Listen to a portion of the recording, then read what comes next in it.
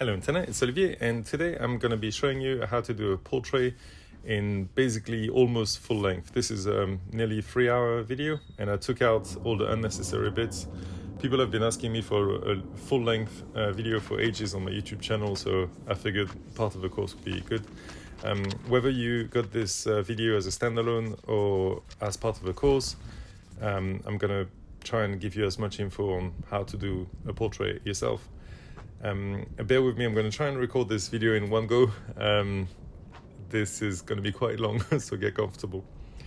So there, what I want to do is map out where my portrait is going to be. So I start by doing what's called a doodle grid. So I'm doing a bunch of numbers and letters, and then I'm opening it on Snapseed, then going to double exposure at the bottom, and then adding a picture.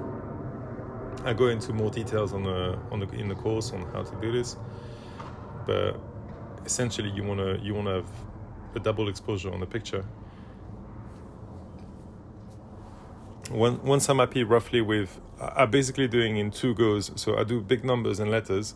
I place the picture where I'm roughly happy where it's going to go. And once I'm happy, I'll do a grid within a grid in the eyes, the nose, the mouth. In this case, I think the earrings as well. But I'm just going to keep it quite big around the cheeks, because I don't really have to trace around the cheeks or the forehead. So there I'm just having a look where I need to do the grids within the grids. And there I'm just adding more things. I like to just stick to numbers and letters. Before I'd put symbols and whatever, but then I'd spend so much time thinking of what I was going to write. So now I'm just doing letters and numbers just quicker. It confuses people a lot whenever we do a doodle grid. I'm actually recording this in Northern Ireland, and yesterday I was painting a big wall, and people were like, what are these numbers?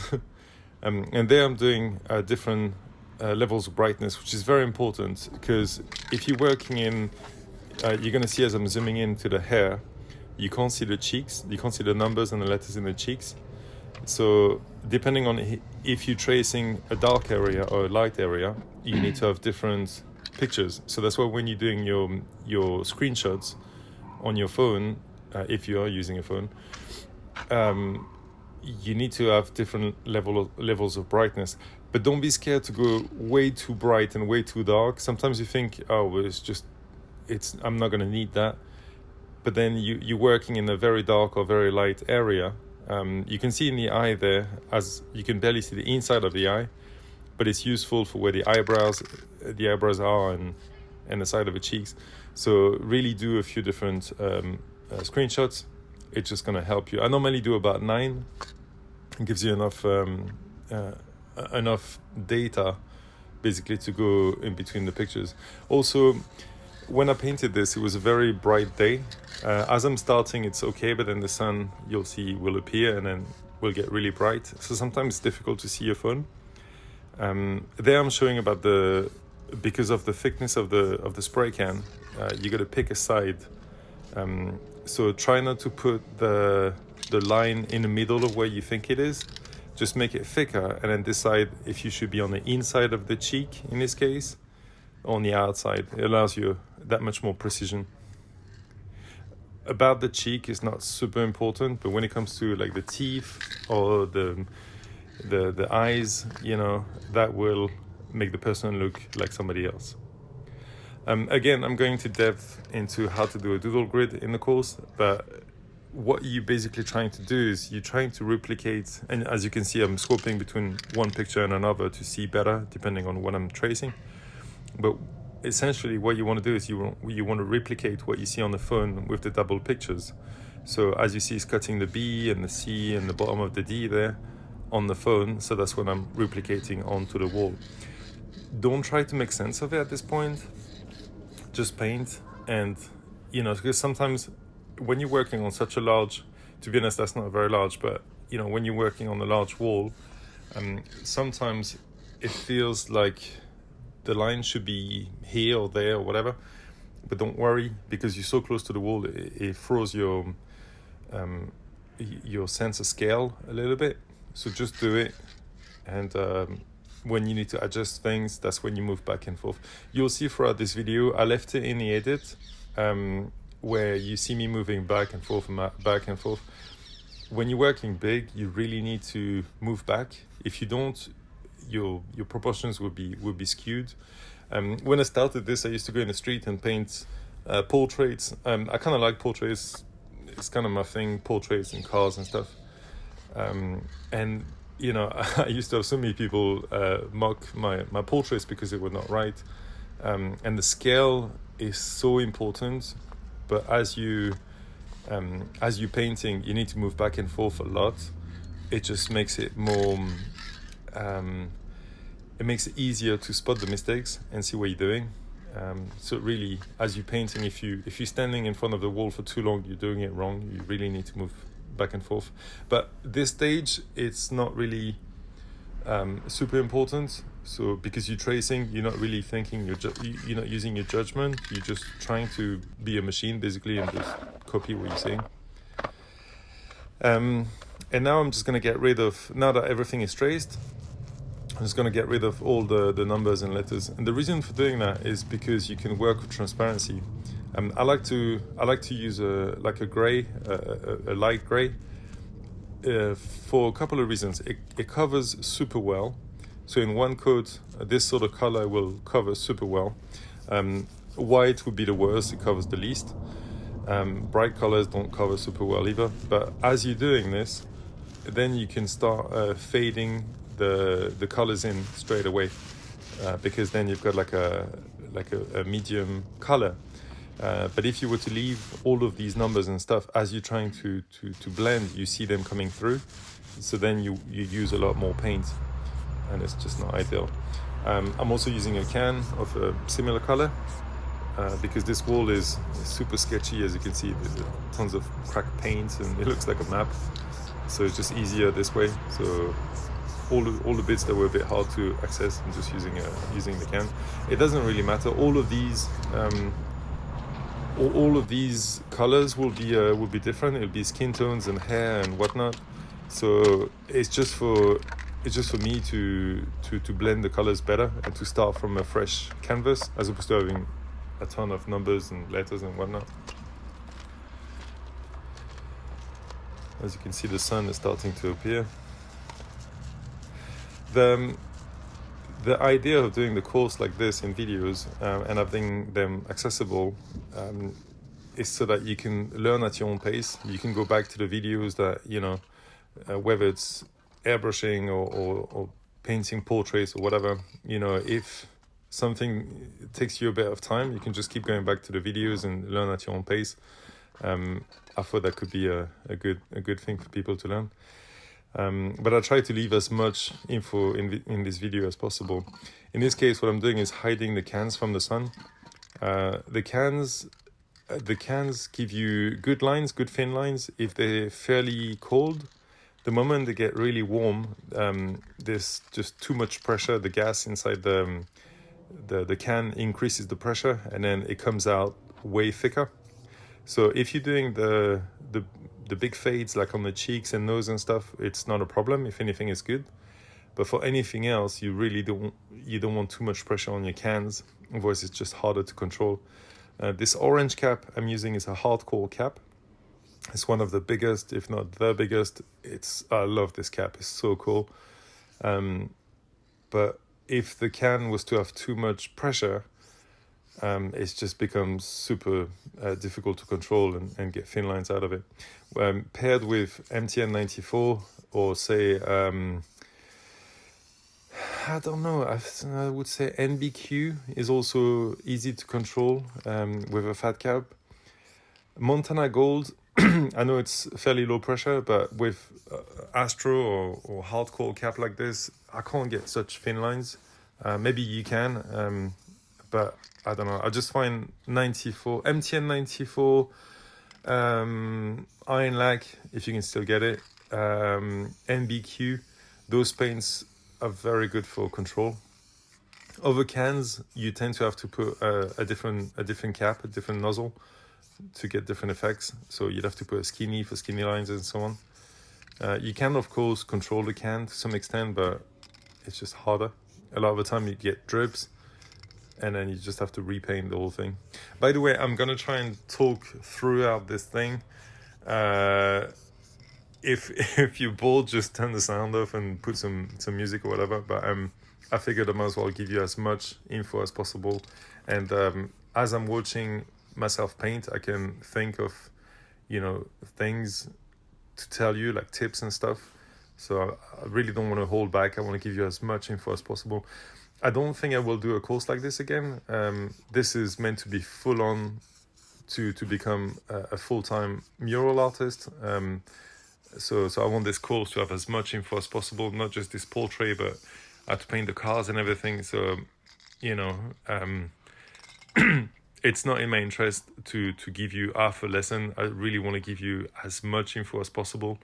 I really want people watching this to become really successful at this. So yeah, this course is really about sharing the knowledge and making money in the process.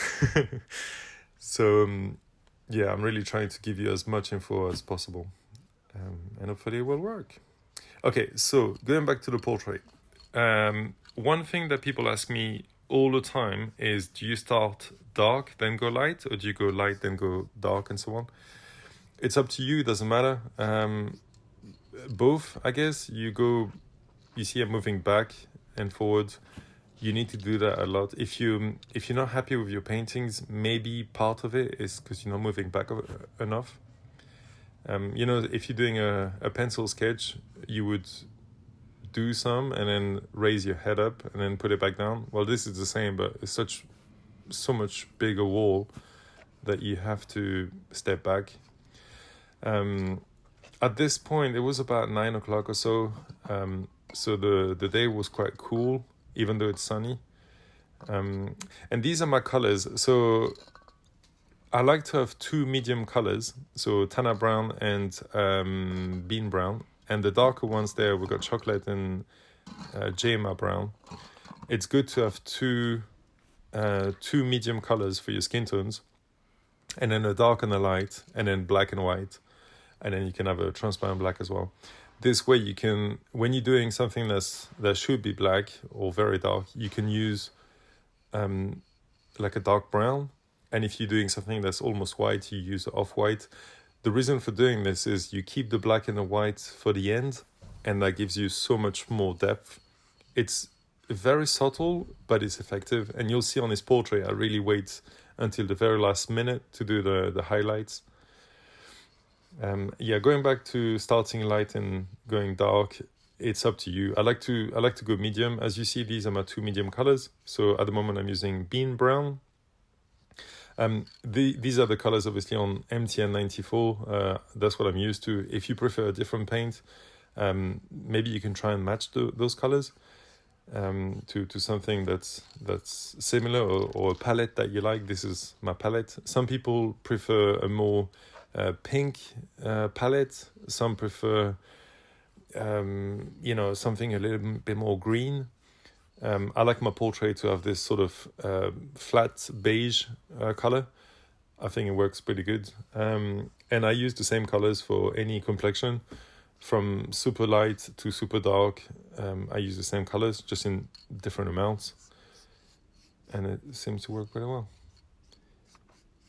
But yeah, some of it is your choice. Like as far as the palettes and the brands, try a few different colors. You'll change brands and colors over the years anyway, so just get what you're comfortable with. And yeah, this video is not for you to copy me, and I'm not. I think I actually say in a few of the videos in this course, this is what I do what you like, and learn from different artists, and what works for me might not necessarily work for you. But I'm telling you what works for me, and then feel free to try and then adjust as you go. The last thing you'd want is to have somebody who teaches to say you have to do it the way I do it. This is not freedom as an artist. You need to have the freedom to explore as you want. So in this course, it's really just to show you about the rules. and in some cases how to break them. So here's my favorite color, chocolate brown. This is again, I've got the hardcore cap on this, and this color gives you such a crazy control. Not too sure what sort of pigment they have, but you see how thin the line is with this color. It's just crazy. When I started, I didn't realize that different colors would give you different effects. But this color is just, it works. The hardest color as you're starting would be like a white or silver. Those are quite difficult to control. But if you go with whenever you're practicing, just go with a dark color, either black or this one is actually easier. And it's such a good color. If you look at the buildings and the floor, and there's brown in everything. In portraits you got browns everywhere. In cars, in forest, like I find brown is such a cool color to use when you're painting. And it turns out that this is actually one of the new colors that they came out with. This chocolate brown, I find for portraits it's just perfect. They used to have something called coffee, but I didn't really like it. I think this one is just a bit darker and just great. I'm sort of I'm telling you about everything but the portrait, and that's basically because at the moment I'm finding my feet. Like I'm painting, I'm just having a bit of a look. Like I'm not really there's no rhyme or reason. You see, I'm doing a bit of a detail line there under the nose, and part of the cheeks are not done. It's because when I paint, I mean, this is not construction. You're not doing the walls and the roof. You are in a way, but there's a lot of freedom when you're painting. You can just do whatever. See, now I'm moving to something else. What I like to do when I've got a beige is to do all the beige that I can see. The brown, I'm going to do all the brown that I can see, and so on. I try to stay... I try to use the color that I have to do as much as possible. The reason this is painted a bit differently is because I was painting in Stockwell in the Hall of Fame there in London, and there was nobody. It was a sunny day, and I was just enjoying myself so much. It was actually really cool. It was really sunny. Like you'll see, I think in a bit, I've got like a full-on hat and sun cream and whatnot. But yeah, I was just really enjoying myself. So this is not like your typical... You can see the hat. Look at the big shadow. Is one of the silly hats. I got when we were in Jerusalem. It was like super hot, and got this hat in one of the markets. Yeah, when you're painting, sometimes in London it gets proper hot. Another thing I like about this cap, as you can see, I did some really thin lines, and then I can do some thick lines to fill. So it's a versatile cap. You go a lot faster with this. As this course is aimed at people who want to become full-time mural artists, a lot of the time the client will rush you, and they want you to just be done before you even start. So learning how to paint quickly is very useful, because if you want to, you can take your time, but if you have to go quick, then it's there, you can. And now it's starting to take shape. Basically, what I'm doing now is I wanna get a taste for the portrait. Yeah, you can see the look is full on. I kind of want to map everything, and I want to work on the whole thing together, just to get a feel. I definitely don't want to I don't want to put the eyelashes in before I even start. So I'm going to paint a bit of the ear, the jaw, the nose, but I don't want to finish everything, basically. The beauty about spray can is that it covers so well that you can cover a black with a yellow, as long as you got a good yellow, but definitely a white, easily, so you can work back and forth. If you're painting on fabric or paper, it's a different story. You have to stick to the light colors first, then the dark colors. But in this case, as I'm painting on a wall, I can't remember where I was showing this paint. Oh, this is for lips. Oh, this is another color called oak brown.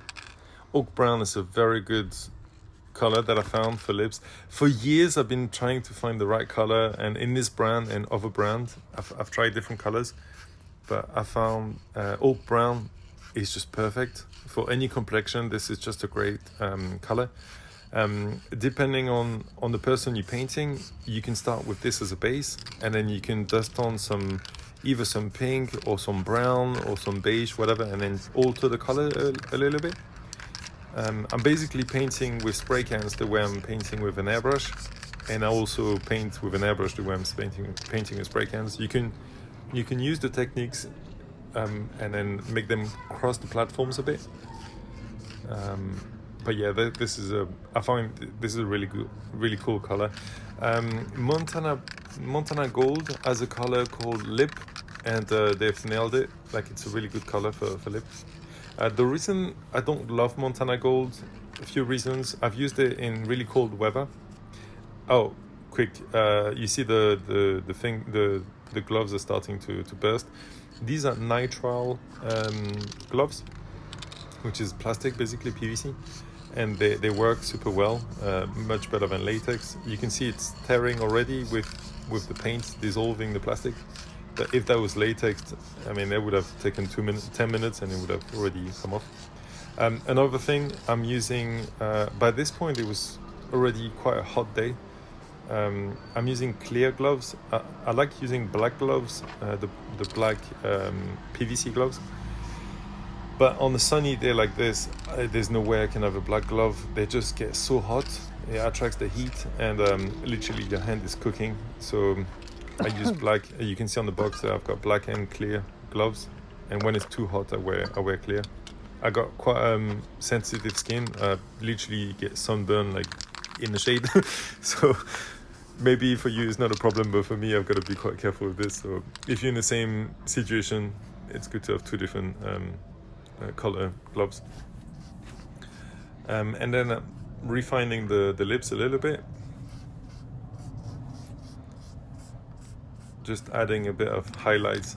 I'm basically going very gently on this portrait. I'm adding a bit of color here, a bit of color there. You might find it easier to apply this beige color everywhere, then a brown everywhere, then a darker brown everywhere, and then the highlights and so on. But I don't like to work mechanical. You know, I do construction as well sometimes, and it's a different story. You have to be methodic. When you're painting, you don't really have to be. If you're doing oil color or oil paints or acrylics or whatever, you kind of have to. But with spray cans, there's no rhyme or reason. You just go for it. It's just such a free type of work. The freedom in spray painting is brilliant. You got all your paint there in one can. You don't have to keep dipping your brush. Any color will cover any color, or as long as it's on the wall or wood or something. So you have a lot of freedom to paint, and it's great. So it allows you to paint pretty much as you want, and it's really it's really free. It's really good. The reason I'm taking pictures as I go, I left it just a few times just to tell you this, is because I'm also working on a book, doing my second/third book, and it's going to be pretty much like the course. It's going to be all about airbrushing and spray painting, but it's going to be in a book format, and that's probably going to come in about 6 months time or something. But as I was doing this, I thought I might as well do take some pictures so I can work on the book at the same time. So yeah, after the course is done, I'm going to start working on the book as well. So if you're more a book person, that's going to be coming shortly. And there I'm just blending everything a bit better. And I think, if I remember correctly, I'm applying paint everywhere now, because I don't like to leave unfinished bits. Part of my style is, I don't know if you've seen this portrait on Instagram or on the website. There are loads of paint missing. That's part of my style, and I actually did it after. But otherwise, you kind of want to cover everything. As you saw there, I was all the way to the left to do this fade. Sometimes it's not enough to be in front of the wall, and as you want a hard edge and a fade, you really want to put your body against the side of the wall and then press fully with a fat cap, and that gives you those nice shades. In this case, you see I'm opening my legs to have a lot of flexibility, and then I'm gonna go down and then aim up and press fully to get this hard edge and this fade. There you go. See, now I'm quite low to the ground and I'm pointing upwards and pressing fully, and I get those nice fades. Then I'm going to use the second mid-tone again with the hardcore cap. If you see, I'm basically using two caps in this video. The orange one is the big one and the black one is the small one. So the orange is a hardcore cap and the black one is a skinny pro cap. But with this paint you can really control the fat cap to work like a skinny. So it's very, it's quicker. It's nice. There I'm applying a bit of the darker one. Again, I'm going very gently. I'm applying a bit of this color, a bit of that color. See, I'm doing a bit of a fade. And because it's windy, I don't know if you can see the paint is flying off all over the wall. I'm pulsating. I'm pressing in little bursts. Otherwise, the paint is going all over the place. When you've got a fat cap and you're trying to do your fades, this is when your paint is really thin, it's really misty, and it's easy for the wind to pick it up. There I'm showing the importance of having the right tune. When I was painting the neck, the wind picked up, and there's nothing I could do to make the neck smoother. I really tried, but the wind just didn't allow me. Now that you know, if you go back to the picture and have a look at the neck, it's not as smooth as it could have been. But you know, sometimes when you're working outside, you just do what you can.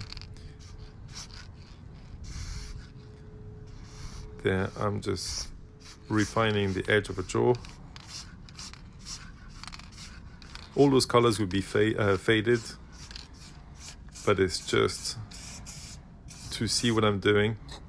And I really want to stick to the proportions and stick to what I traced. The worst thing you can do, and that's gonna happen, is travel when you're painting. And what I mean by that is your line is in one spot, but you can see it's patchy there. That's with the wind. You really don't want your lines to travel up and down and whatever, because before you know it, the left eye is too high and the nose is too much to the right and so on. So if you make mistakes, try and correct them, but don't shape up the line, you know, so it looks good. Just leave it jagged, whatever. But it's important that you keep your lines where they should be, because as you paint, you're gonna overlap the paint so much. You really want to keep the lines where you trace them. Otherwise, your portrait will be wonky. So don't try to. This is for the later stages where you start correcting everything. At the beginning, you apply the paint where it should be, and if it's not perfect, it's not perfect. Just leave it. And you see, I'm working on the whole portrait at the same time, putting definitely light shades, dark shades, all that stuff. But I'm working on everything. And speaking of the line there, I did exactly what I said not to do, and that's why I'm mentioning it. I made the line curve, you know, to embellish the line, as opposed to sticking to what it said on the phone. And now I'm having to correct it. And as I go through the colors, you'll see throughout this video, I correct this line there on the left hand side. I've done other mistakes as well in this portrait, and I actually left them. I can't remember what they are, but as the film goes, I'll I'll see what they are and I'll explain what to do. You see it there, it's all patchy because the wind is, you can see it's going to the left. It's quite windy. And sometimes this is unfortunate, but that's what it is when you see it's really patchy. But luckily enough, the wind died down a bit and I managed to make it a bit smoother. But sometimes, you know, it's just what it is. Working outside. Inside is better. Obviously, you got to deal with the fumes. You got your mask, your ventilation, but at least you don't have the wind to battle. Yeah, but I was saying I left some mistakes just to show you what to do and how to overcome them. I have a picture for the book. Sometimes I find, you know, people try to make themselves look too good when they teach, as opposed to really showing all the mistakes that a beginner would do and how to overcome them. I find the troubleshoot is a very important thing. Like, say if I'm doing a one-on-one teaching, bit of a plug, you know, people will say, oh, that doesn't work, what am I doing? Or I would, you know, go to them and say, you see, this doesn't work because da da da. You know, I find explaining what's going wrong is so important when you're beginning.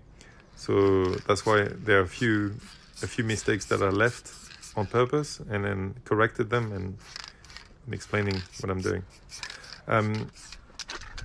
I'm guessing you're watching this video because you already know how to paint, maybe not portrait, I guess, yet, or you've watched the rest of the course and we already talked about how to get those lines, the clean lines and the fades. And obviously you're doing that by having the cap close to the wall to give you a hard edge and a fade. Sometimes in this case the wind is not too bad, so what you can do is you can fight it. So, you know, as you're pressing, it's going slightly too much to the left, so you can correct and paint a little bit more to the right than you want to, and then it works. But a lot of the time the wind changes direction, so you have to be mindful of this. Yesterday, when I was, I don't know if I mentioned it, I'm recording this in Northern Ireland. I was doing a job for a client on a building and the wind was just crazy. I was really close to the wall, and with an Astro or hardcore cap, it was literally not even hitting the wall from about 15 centimeters. The wind was literally going up straight away. So sometimes you have to battle with it, and sometimes you just have to wait, go get a coffee, wait and come back, because sometimes it will ruin the portrait and you just have to wait. That's what it is. But a lot of the time the wind is not too bad and you can just adjust where you're painting. There, I'm not trying to teach something, it was just for me. I'm sizing up where the side of a nose is compared to the eye. Because sometimes you will make, say, the side of a nose go in the middle of the eye or in the middle of both eyes, and then you're like, oh no, that's not right. So you do a few markers like this as you paint. Oh, there you see I'm battling the wind. I was painting slightly, I'm getting a feedback basically from the wind. As the wind is pushing my spray left or right, then I adjust. Again, moving back and forth plenty of times.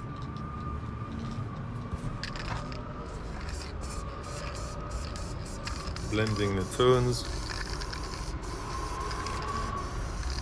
I think, if I remember correctly, the wind was pretty bad at the beginning and at the end, but in the middle part it was actually okay. Let me paint normally. There's wind, but it's not too strong. It's obviously better to paint on a flat wall as opposed to something, you know, with marks and stuff on it. But I painted there before, and I knew that the sun goes to my left. I mean, from my left behind me to my left in front of me. So I knew the wall would be okay. It would be in the shade. So even though it looks really bad now, when I was done, you can't notice those marks too much. If anything, it adds a bit of flavor to the portrait, but it's not too bad. There, I'm quite happy when I get to this point. I mean, I'm in a good spot. I've got a few shades. I've got my 2 medium shades there, and starting to take shape. And this is the part I like. At one point, like at the moment, it's looking like the actual picture, but then in a bit, I start to basically what I said about traveling, having the lines travel. I go off road a bit too much, and then she starts looking like Katy Perry, and then I was like, oh no. But you know, I just went back to my picture, and then you know stayed with it, and then managed to pull it back, and then it looked like the lady that I'm painting, which I was happy. Sometimes people think, you know, if you're experienced and you paint well or whatever, everything you do is good, but it's not true. Like sometimes you get disappointed and it doesn't quite work. It's always a battle when you're painting. You really try to do your best. My lines are better than somebody beginning because I've got the experience, but as far as painting, say, a portrait or a car like it's supposed to be, then you know obviously experience helps, but we do get it wrong sometimes, and we're always hoping that it's gonna look good. when you're beginning, sometimes you get overwhelmed and you're like, oh, when I'll be good, you know, everything will be good, but it's not quite like that. It doesn't work like this. You always have to be on the edge of your seat when you're painting. You try to do as best as you can, but you doesn't always work. Not naming names, but some of my friends who are well known and paint really well, sometimes you know also have bad days, and then it just doesn't work. And it's just what it is. So if you're beginning and it you know, and it looks like a potato, just it's okay, just keep working. You know, we've all been there, and sometimes even with experience it doesn't work. So you know, just stick to your craft and still keep practicing, and then it works. Another thing as well, if you got a gig coming up, I like to call them gigs even though I don't have a guitar. If you got a big painting coming up and you want to be as good as you can, and you haven't been painting in 2 weeks, paint, because you know practice makes perfect for sure. But also, you know, if it's been personally for me, if it's been a couple of weeks and I haven't been painting, I'm a bit rusty. So I like to paint often, and especially if I've got a big job coming up or whatever, then you know sometimes I might want to paint before the job just to make sure I can paint as well as I can. It's really it's like a gymnast, you know, practicing every day or whatever. When you're painting, you want to paint as often as you can, even if it's just a little bit. Sometimes I might just do a little doodle or something before a job.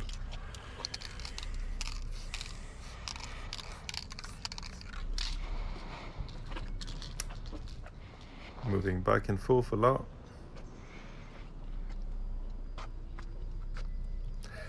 I'm gonna start speaking a bit less.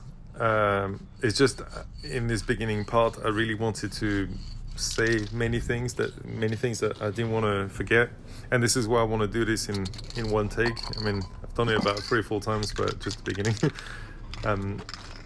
I'm scared that if I do multiple audios, I will forget to say certain things, and I really want to give you as much info as possible.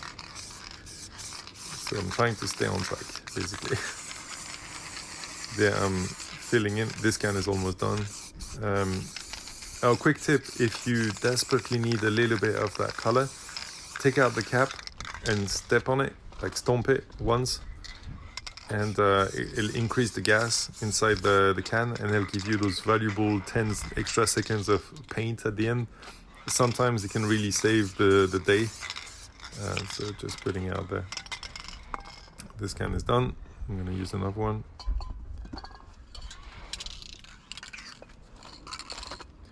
And there I want to blend things. Even if it's not perfect, I just need to see that the portrait is progressing a bit everywhere. I don't want to have, you know, bits of gray still showing. I just want to blend things. The wind there is not too bad. It's going a bit over the place, but it's okay. So that's why the face actually worked out well. It's just the neck. That's when the wind was a bit too strong, and then I just had to battle. But yeah, I just want to slap on some paint just to see the progression. And when you're doing this, you don't have to use the orange cap that I like to use, but you definitely need a fat cap of some sort. Now it's starting to look decent, and I'm quite pleased at this point. And I'm just thinking, don't mess it up, especially I'm recording. And just blending my tones nice and easy. And you see, as I've got this color, I'm going all around the face, working on the forehead, this part of the cheek, then the jawline. You know, as I've got this color, I use it everywhere. Then I'll get a different color, and then I'll use that everywhere, and so on. You really want to use that tone in all the bits that you need to apply it to. And that's for two reasons. One is for speed, and the second is just easier to see what you're doing. You're blending things as you go, and it's you need to have the reward as you're painting. So as you're painting, you need to impress yourself, and you need to see, okay, that's working, and so on. It's not just about the end result. You need to satisfy yourself. For some reason, now I'm using a hardcore can. MTN hardcore, and with a hardcore cap, which should be massive, but for some reason it wasn't working. As you can see, this is tiny. I'm like, what? And I've used like 2 or 3 caps and it wasn't working, so I don't know. Then I went back to a 94, which is low pressure, and it ended up being bigger. So sometimes your cans will misbehave, and sometimes the same can of the same color will work totally differently.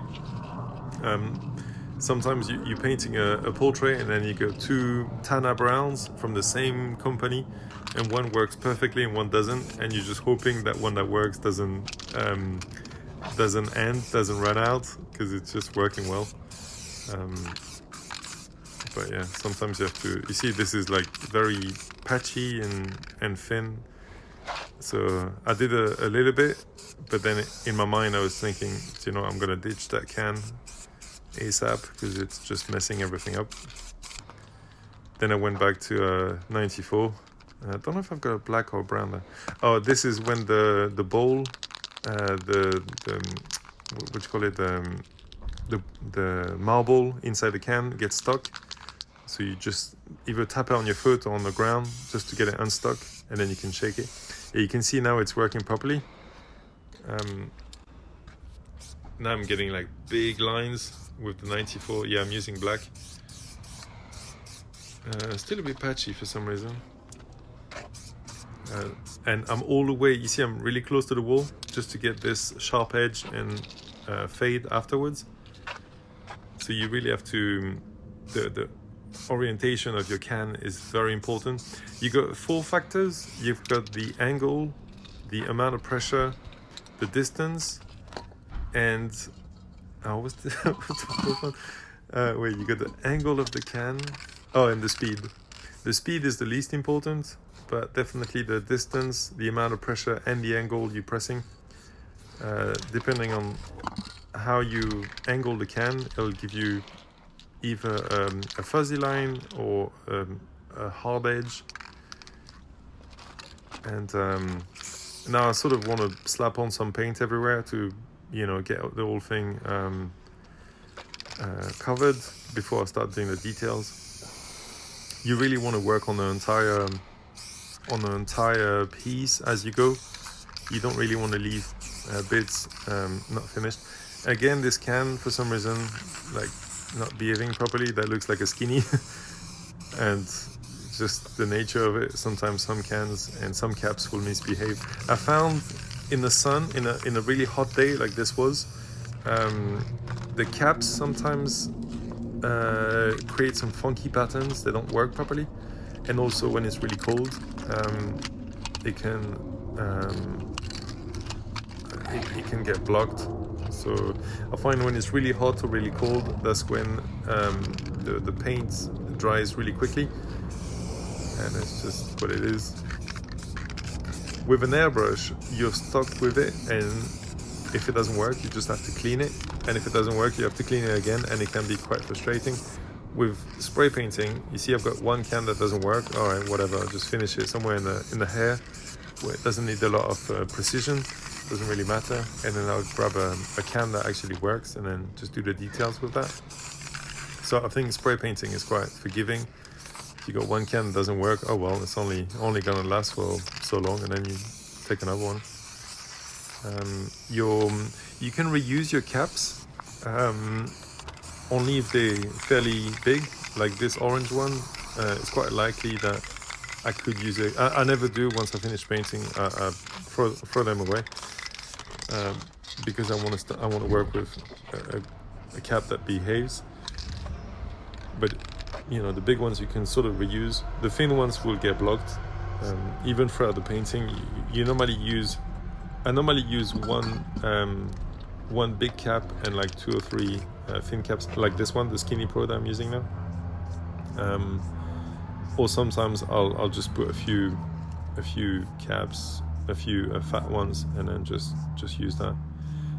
I don't love using too many caps, because if you want to grab the blue and then it's got some like a thin cap, I've got to take that off to put a big cap on it. So I like to work with limited amount of caps, and also it costs more money, so I just try to use as little amount of caps as possible, and I don't want to waste, so it kind of works. There, the eyes are going to be there. This is really bright, but again, it goes back to using a limited amount of paint. In the section of the course with what colors I use about 17, 18 colors, that kind of thing. So you see, if I'm using a blue, just one of my normal blues that I use, I can apply a bit of brown, or what is this, oak brown, and then some transparent black and a bit more blue, and overlap the colors to get a totally different shade.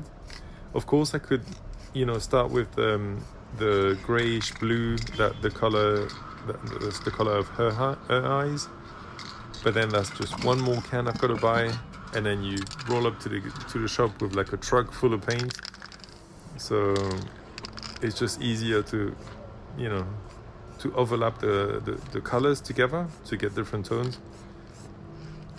You can see already with the bright blue, a bit of brown, and a bit of gray that I'm using now, I'm already getting quite a different color.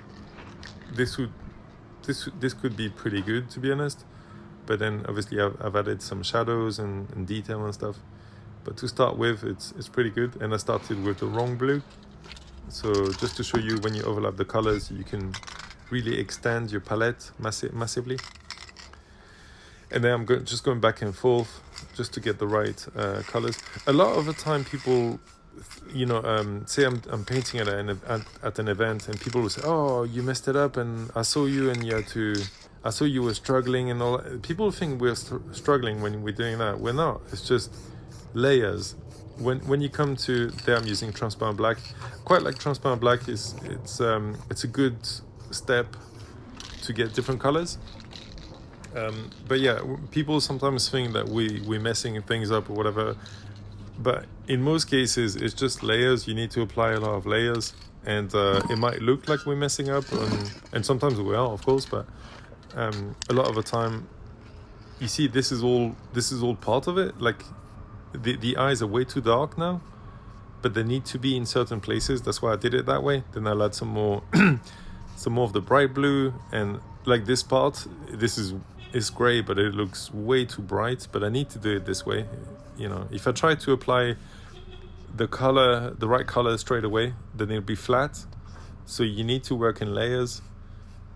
So there I'm cleaning up, first of all the text that was left, and then I'll do some dark, and then I'll do some highlights, and then some spots of light. It's all part of it. If you try to paint too quickly, if you try to skip the steps, your painting would be quite flat. So you have to apply the colors, and this is why a transparent black is great, because you know, that's like having, say with this gray, applying some transparent black is like having 5 different grays just with 2 cans. As I live in London and I'm taking the public transport, what I can carry is limited. I mean, there I've got my ladder, I've got the toolbox, I've got a backpack, you know, got my lunch. You know, you can't carry too much. I've also got the emulsion, the roller. I mean, there's a lot that you have to carry. So if you're also taking, you know, I don't know, 30 colors, then it becomes really heavy and, you know, cumbersome. So learning how to paint with limited amount of shades is really useful.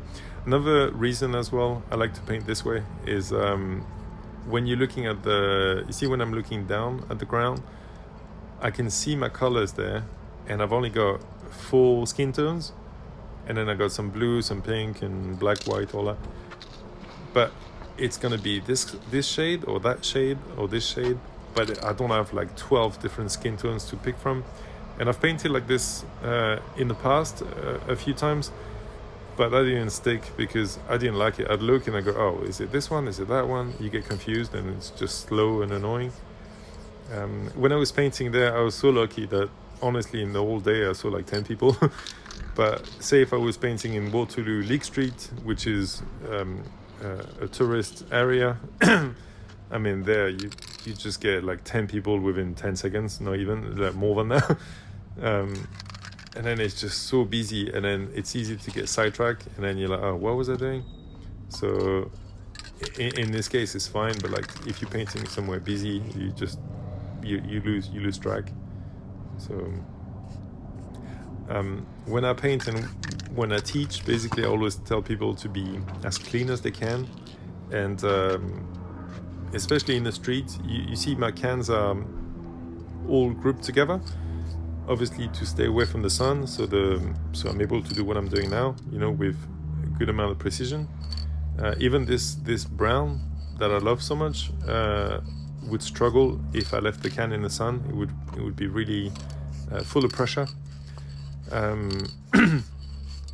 But I also like to keep all my stuff together, all in one spot, because when you work in the street, I mean, you know, you don't know what could happen. You're a bit vulnerable. You know, people can come and try and take your cans or, you know, whatever. So it's always good to keep everything all together, you know, to be safe as much as you can. And sometimes I see people with all their cans and all over the place and the speaker and all that stuff. I'm like, what are you doing? You know, so it's good to have everything self-contained, because one is safer, but also it's just easier to see what you've got. You're not going to step on the cans. You know, you want to apply a bit of common sense, or shall I say uncommon sense. Just to point out, the white of the eyes are never white. I've done photography in the past, and I've done some portrait sessions, and just as an experiment on Photoshop, I was trying to see with the color picker how much white is in the eye, and the closest I got was like some lavender or some, you know, very light gray or very light blue. If you're using white for the eyes, you're doing it wrong. It's always a lot darker. And as you can see, I've applied the shadow on the inside of the eye at the top. You can see it more on the right eye, but your eyelid creates some kind of shadow if the light is coming from above, as it often is. So you always want to do a bit of a shadow at the top. I come back and work on the eyes and stuff. They're a bit too dark, but that's on purpose. Again, going with the layers. You want to work on. You want to think of the story. Basically, you want to work in steps. If you try to work, if you try to be too quick, if you try to skip the steps, your painting will be flat. There was a bit of a problem in the corner of the eye on the left eye, so I corrected that. And there I'm refining the edge. You'll find similarities on all the portraits. Like there's always this darker edge around the what's it called, the iris, or I mean the color bit of the eye. And as you're painting, you'll find that this line you do it a few times, because as you're overlapping the color, it gets faded and not as prominent. So you will do that line a few times, and that's fine. Another picture for the book. The worst thing you can do when you're painting is to, well, one, give up, but two, I would say, is to try to rush it. If you try to, go too fast and you see it looks red, therefore you paint red, you're doing it wrong. Try to analyze that maybe underneath the red there's brown, there's whatever, and then apply it in layers. This is where the painting is going a bit wrong. As you'll see me paint the lips, that's where she stopped looking like the model that I'm trying to paint. But then I correct it, and I was only able to correct it because I'm stepping back a lot. And this is when it's very important to take a step back and look. I don't think I captured it on camera because it would show that I'm just walking about, whatever, so it's not relevant. But when you're painting, you can't look at your piece all the time. I've cut those bits out, but I really need to point it out. Like, go to the shop, get yourself a drink, if you can, or if anything, just turn your back to the painting and just go on your phone and just go online, whatever, talk to somebody. But you can't look at your painting for 5 hours straight, because otherwise you'll never get it. And when the mistakes come up, like here, I can see the mouth is starting to deviate. After that, I think I can't remember if I went in the shop or just went on my phone for a while. I think that's what I did. You need to step away. If you just look at it full on, then you become numb to it and you don't know what you're looking at. What's also good is when you paint a different part, then your mind gets stops getting accustomed to what you're painting, and then it's refreshed. I really love the contrast when you apply those colors. So I'm okay with applying black as I'm painting, but white is definitely the last step. And I'm using this light gray or the off-white as much as I can. I'm also using the dark brown as much as I can, but I'm okay using black. It's just when it comes to white, you want to keep that really to the last second, because if you apply it too soon, your portrait will be flat. Again, you're really trying to paint 3D. And another thing as well, sometimes you may be painting a portrait and it looks a bit cartoony. You've done nothing wrong. The only thing is you stop too soon. You just need to keep applying detail. A lot of the time, that's what it is. When you're painting in the street, your time is finite. When you go. You can come back the next day. Maybe somebody's painted over it. If you're painting in the legal spot, that's just part of it. You can't be upset. It's just part of it. But really, as soon as you go, somebody might paint over it. So you have to be done when you go. So you have to use your time as well as you can. And that's why it's good to learn to paint as quick as you can. And if you're looking to do murals privately and not in the street, that's totally fine. But painting in the street is a really good way of learning how to paint quickly. Because once you spend £100 or £60 or whatever to buy all your paint, and then you got there and you spend all day and you do a bad job, this is a good way to learn. After that, you really try to maximize your time and paint as well as you can. And you only do that by painting quickly. But for that, you need good foundation. So you want to work on the entire face, a bit like you saw at the beginning. I work on this and that. I didn't finish the eyes fully before the hair and the cheeks and the, you know, all that was done. I know I haven't done the neck yet. I think it's because I knew the wind was quite strong. When you're doing those thin lines there, the wind is not really an issue because your paint is quite heavy and you're close to the wall. But as you're applying the fades, your paint gets really misty and thin, and you're a bit away from the wall, so it's easy for the wind to carry your paint away. That went a bit crazy, so I'm using cutbacks to make the lines a bit thinner.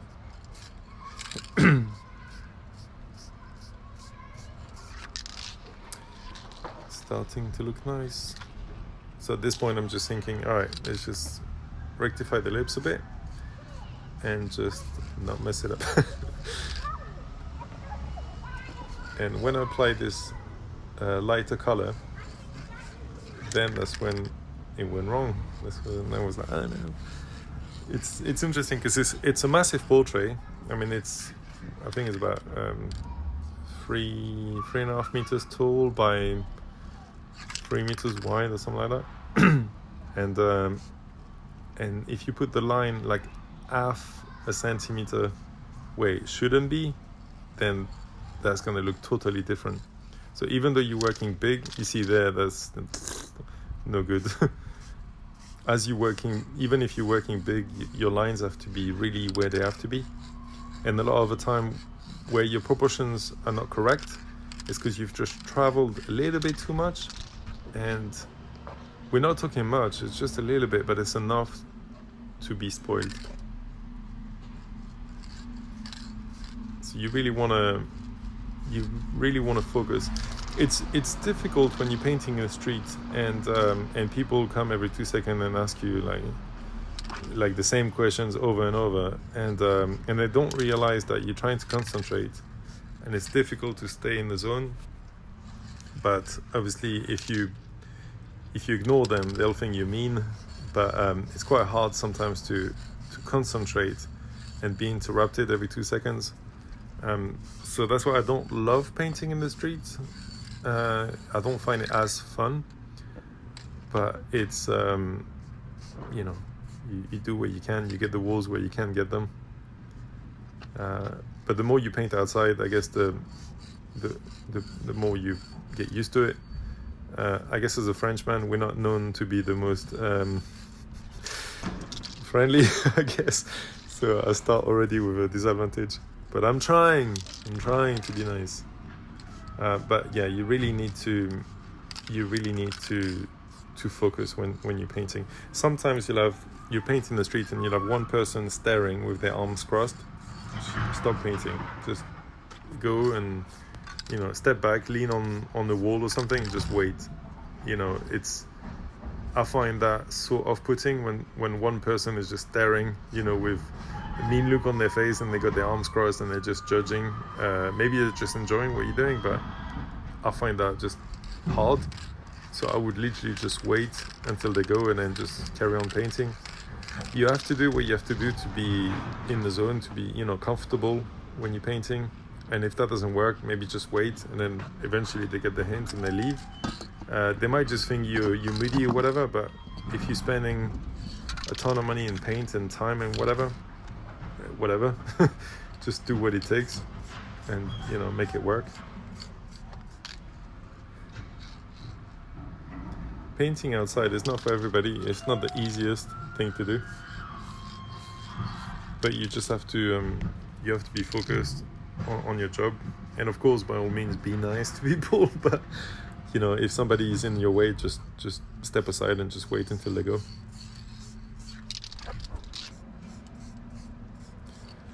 They're just going nice and easy, working on the shadow. As I've got this black. Is it black or brown? I'm not sure if it's black or brown. I think it's black. As I got this black, I'm using it everywhere. Just doing details on the lips, going to the eyes and stuff. It's useful to use the color you have, to use it everywhere. Again, makes you paint quicker. I can see the wind, there's a bit of a problem.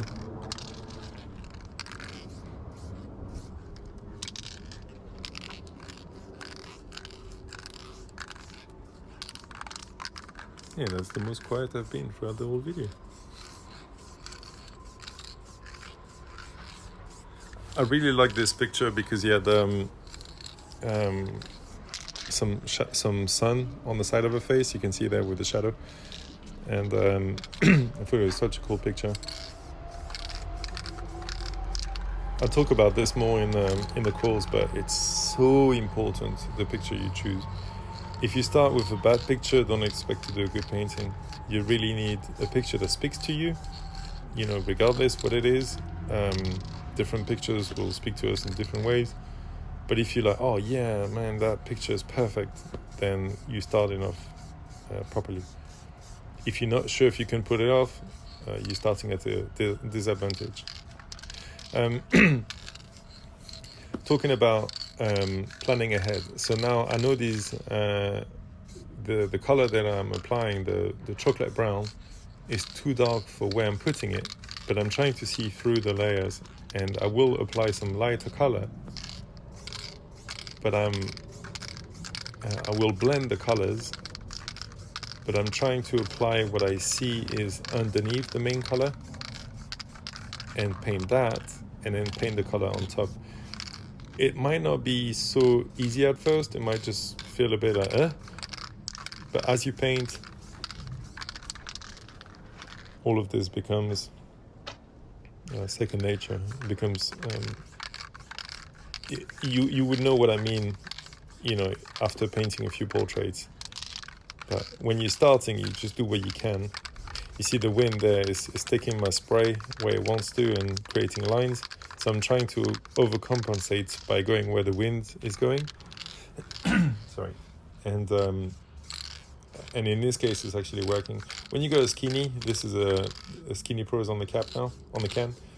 When you go skinny, you're obviously closer to the wall, and the fade you're doing is thinner, smaller. So the wind is less of an issue. And sometimes that's what you got to do when it's a bit, it's a lovely sunny day though. But when it's a bit windy, sometimes you have to do a big fade with a skinny and just apply in like small layers like a printer. But if you don't do that, if you use an Astro cap and you try to do your big fades, the wind will literally take your paint wherever it wants to, and then it just messes it up. So you see there, I would normally, actually no, I think I would do that fade with a skinny. So there are times for both, I think. They give you a different pattern, and I think having a skinny and a fat in your arsenal is great. You can have more caps, of course. I like the red needle cap for doing skin texture or rust. It's great for effects. What else is good? A pink dot. I don't love a pink dot. I find it's too hard. Even the orange cap I'm using there is very low pressure, so it has a lot of paint coming out at the same time, but it applies it in a low pressure sort of way. A pink dot, your typical pink dot that's been around for years, is fat but not too fat, and when you're using it, it's got a lot of pressure regardless of the can you're using. So that's why I don't use that one. I find it doesn't give me the best control. So the best is to try different caps. A calligraphy cap you might find is quite nice, especially when it's windy. I was using one yesterday. It was okay. Just try a few different caps and see what works really. The best thing to do when it comes to painting, regardless of the medium, whether it's acrylics or cans or whatever, is try different manufacturers. Even in the manufacturers, try different products. Like I really like this MTN 94, but I don't love the MTN Hardcore. I use it a little bit sometimes, but I don't love it as much. So you have to find the right product for you. And when it comes to learning, you want to learn from different people. I'm grateful if you like how I teach and it's beneficial for you, but by all means go and learn from other people, because they work in a different way and you will learn different things, and some things that they do will be better for you than what I do. So it's always a lot better to learn from multiple people.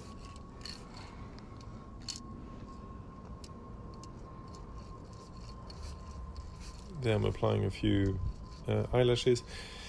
When I'm teaching one-on-one, I actually did a lesson with somebody, was it last week or something? And she wanted to learn how to paint, and I was there with, teaching her with the hardcore cap. And every time I teach, I always teach with the biggest cap I can find, because we have a finite amount of hours or whatever when I'm teaching, and I want to teach people with the biggest cap I can find. I don't want to teach you with this cap I'm using now, the Skinny Pro, because of course you can do a thin line with, or more or less with a skinny cap, but I'd much rather teach you how to get a skinny line with a fat cap, and this is where the can control comes in. And then you see all of this stuff that I'm doing now, even though I'm messing it up, some people would already be using a stencil cap, which is the step down, the steps even smaller. But as you develop an ability to use a fat cap to do thin lines, when you put a skinny cap on, then you can do much thinner lines than most people can do. And then if that doesn't work, then you use a stencil cap, and then it's all cool. The problem with a stencil cap is it's just a quick thing. Now I'm painting in the wrong place. I don't think it's the wind, because it's thick enough, but I'm sort of messing it up, and I'm like, this is what happens when you lose focus for a while. You start painting badly. So staying focused when you work is really paramount, and that's why painting in the street is not the easiest, because you go in and out of focus all the time. If you're doing a commission for a client and nobody's with you, and you're just there with your thoughts and whatever, or you paint quick and well, and like I said, in this Hall of Fame, there was literally nobody, and it was just so good. So all the mistakes there, they're my mistakes. Nobody is to blame. And but also at the same time, I didn't make that many because there was nobody bothering me. So this is quite cool. But yeah, whenever you painting, learn with a fat cap, an Astro cap, a hardcore cap, or even a pink dot, a Cobra, yellow, whatever. All of those caps that are fat, use that and try to restrict the flow to paint skinny lines. Again, go into detail in a full course, but in a summary, you just want to press at the back of the cap. That's where it'll give you the most control. And you press. You see there, I'm moving, but no paint is coming out. And what's happening is I'm pressing on the cap a little bit, but nothing is coming out. And I'm pressing a bit more, but so little that it's not quite coming out. And I'm pressing more and more, but so gently that it comes out, but very, like, there's hardly any paint. Like, cans are not really designed for this, so you have to be patient. If you try and press too hard too soon, then you get big blob. So if it's not coming out, that's fine. Just wait, just keep that movement, and then just keep. See, I'm going back and forth, I'm rocking back and forth, and I'm waiting for the spray to come out. And if it doesn't come out, that's fine, I'll just wait. If I rush it, I'll just get a big blob, and then I've got to start doing the whole eyebrow again. See? It's like 1, 2 of nothing, and then third is the spray.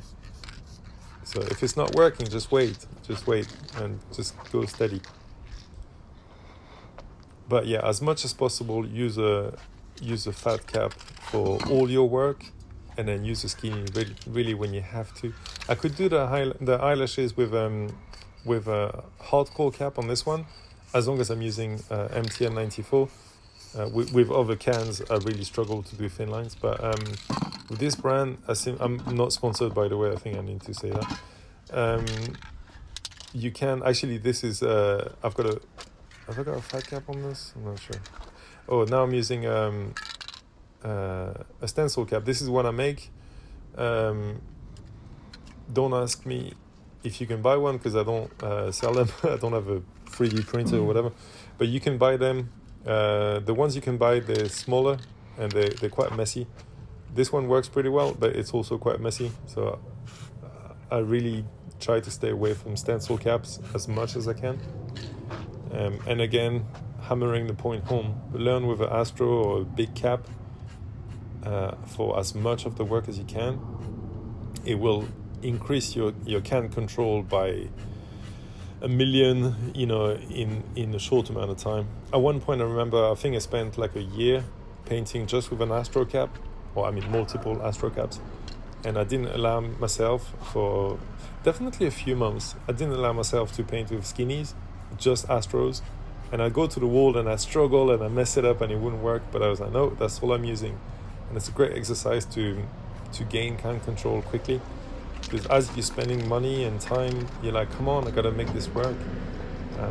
So painting this way is a really good way to learn, and overall it makes you paint quicker. So it's definitely something I always teach people. Paint with a really fat cap. Then I'm creating a bit of detail in what is it called? Is it iris? Pupil, whatever. Anyway, the color bit. I never really look at the picture for this. I just do a generic from the eye going outwards, like a pizza sort of thing that would be cut, all pointing to the center. Do a few shapes, it seems to work. If the eye was to be the size of a face, then I could look at the picture and then really copy that. But on this sort of size, or even smaller, you can't see it. The spray of a can, even with a stencil cap, is too thin for that.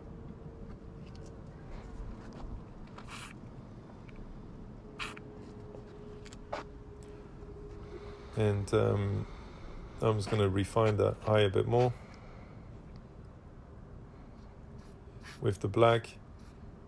Like I said before, refine this line a bit more so it's a bit more visible. And I'm gonna keep the white until literally, I think I used the white like 20 minutes before I was done.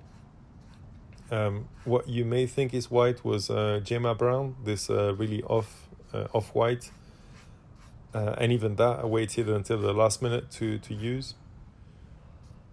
Do your mid-tones and your dark tones first. To be honest, there you can see the ear is not painted and the neck either. I don't recommend painting like this.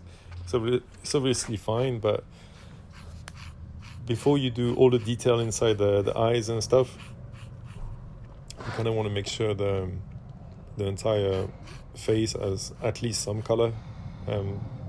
I like to do a bit of I like to paint like the old masters like Michelangelo and all that, where they would do an oil painting, and then say if they were doing a landscape, they'd do a blue for the sky, green for the hill, and then they do a bit of detail on the hill, a bit of detail on the sky, a bit more detail and so on. You want to work on an overall picture together. You don't just want to finish one eye and the other one is not in place. The two reasons for that: one, if you messed it up and you spend all that time, you might just walk away as opposed to try and correct it.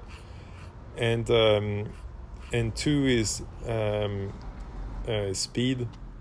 You paint a lot quicker if you work on the overall picture, and then you do a bit in the ear, a bit in the eye, a bit in the nose, and then you come back. Excuse me. You really want to work on the entire portrait. You see, I'm adding a bit of detail, and then I'll go to the other eye, add a bit of detail, go a bit on the nose, go on the lips and so on. Just add a bit of detail everywhere. And then you get something decent. There is a problem in the right eye. The eyelid is slightly too low, which I picked up later on, again by moving back, and then I corrected it. So that's going to get sorted. Sometimes when you see a mistake, I'm adding the red inside the eyes. And for that I'm using the same color as the lips, the oak brown. Sometimes when you see a mistake, go to it straight away and correct it, because otherwise you forget. And how many times have I gone home, I looked at the picture and I was like, oh no, I left this, I forgot. And then it can be overwhelming. That's why you really have to keep the cans in the shade. That's why you have to have a sort of map in your head. You want to work on this, then that, and this, and that. Because otherwise it's just overwhelming, and then you forget things. there I'm adding a bit of extra eyelashes. I think it's after that. I recorded this about 2 months ago, so it's not as fresh. But I had to, because I mean, just editing this video took a long time. And now the voiceover obviously takes also a long time. There I'm using grey. Okay, again, staying away from white. You really don't want to apply the white too soon. Because there's nothing that's whiter than white. But obviously white is lighter than this grey that I'm using. The moment you use white or black, then that's it. You can't go any, that's the max tone. And there I just went a bit too much over the eye. And in my head I'm going, it just happens. Like, don't see the mistakes as mistakes. It's part of it, and making it worse there. And I'm going, what am I doing? And I'm going, oh, come on. But, it's fine. Just correct it. If it's gone really out of shape, take a picture of what you've done and superimpose the picture like we did at the beginning with the app. And then you can try and correct what you're seeing. Because sometimes it's overwhelming. You're like, I don't know what I'm doing. Transparent black there to darken the whole thing. And I think that's okay. The eye still needs to be raised a bit, but I'll do that later. Obviously basic technique, but when you put a cap on, twist it. Don't just press it down, otherwise you'll spray all over the place. That's when I realized it, I think. And that goes up a bit. And we're not talking much, just a little bit. But, when you're making mistakes, a lot of the time it's just a tiny bit, and it throws the whole thing. I think, I realized what I did. She looks like she got a lazy eye. The blue needs to go up a bit more, but I correct that later. As I got the black, might as well work on the lips. If you're changing cans every 2 seconds, and indeed if you're changing caps as well, again, it might only take 10 seconds, but do that enough, and then you're adding hours to your painting. So when you got a color in your hand and a cap that works, try to use that as much as you can. Overall, you work on the eye, just work on the lips, the ears, the whatever. It's more efficient. This is a bit different. The reason I didn't do it is because I could see some discrepancies in the lips and the top in the right eye. So I kind of wanted to sort these ones out before I carried on. What I'm trying to get to is when you're painting a portrait, there isn't a set formula. You can start with the light tones, then go dark, or start dark, go light. You can work on this, you can work on that. You have the freedom to do it the way you want. I'm showing you one way, but I could do another portrait with other techniques that I personally use, and it would be slightly different. So again, it's not like in construction you got to do, step by step, this is how you do it and so on. You're pretty free to do what you want, and you can go back. It covers so well. You can see the lips there are much darker there just by applying a bit of brown or black. I'm not sure what I'm using, I think it's black. With spray cans, you can really overlap the colors and get totally different tones. So you don't have to have like a million colors when you go paint. You just have, some. Oh man, we're halfway. Wow, this is by far the longest voiceover I've ever done. Maybe that's why it took me years to actually do this video. I knew it was difficult and long. There I'm adding the cracks in the lips. Sometimes people will ask you to paint their portrait and they say, oh, can you make me look better and remove the wrinkles and all that? And that just doesn't look like the person. The person I painted yesterday was a middle-aged man, and he had crooked teeth. And I tried to do him a favor and just paint him a bit better, and it didn't look like him. And when the client came, it was like, I like it, but I don't know. So I painted the teeth as they were, and it was, oh yeah, I love it. So don't try to embellish things. Leave the beauty spots. Leave the. You can remove the pimples. That's not a problem, but leave the wrinkles. Leave the funky teeth. Leave all that stuff. Otherwise, it won't look like the person. And a lot of the time, it's what makes the person. I remember when I started, I used to paint celebrities because, it was magazines. That's kind of what you had, showing my age there. And I always used to struggle painting Eminem because he's got like funny lips, but also that's his trademark. It's a bit like who's the girl from Friends? Jennifer Aniston. She's got like a funky chin, but that's a trademark. That's what you pick up from those people. And if you try to, if I was to paint Jennifer Aniston and try to round off her chin, then it stops looking like her. So you have to, when you're working for a client, try to resist the urge of pleasing the client, and make it clear to them that I need to put those things, or it won't look like who you're getting me to paint. This is normally what I do. I keep the stencil cap for these bits. Regardless of your can control, you can only do so much with a skinny cap. After, you either need to use a stencil cap like I'm using now, or marker pen, or brush, or whatever. Quick thing on marker pens: spray paints are matte, but marker pens are matte on another level. Like if you use Poscas, I really like Poscas, but if you add Poscas to your painting to make it easier for yourself on the eyes, the lips, or whatever, it will show massively. It will show that it looks different and it doesn't look great. By all means, I'm not one of those to say you have to use this or whatever. Like, use whatever you're comfortable with, and use whatever works for you to make it look good. But if you're gonna use marker pens, one thing to do, I was using a marker pen to do those details in the lips.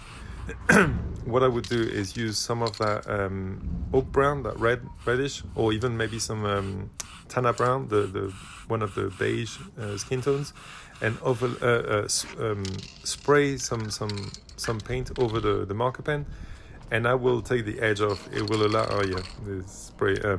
It's always messy when using a stencil cap. You have to clean the paint and try to free the hole, because the hole gets blocked. I'd really like to find a manufacturer that could do these caps, because when I've got to do them, it takes a while, but they work pretty well. But if you're using brushes, it's not really a problem, because most acrylics or emulsion paints are slightly shinier, and they match the level of matte look that you have in a spray can. But one more for the book. When you're using marker pens, it's too matte, so use marker pens by all means, but spray a little bit of spray can on top, and I will take the edge off, and it will just blend better. I think in a minute I realized the cans are in the sun, and I've got to shift my box, because everything's getting, the pressure in the can is starting to increase, and it's obviously getting harder to control the can, the spray.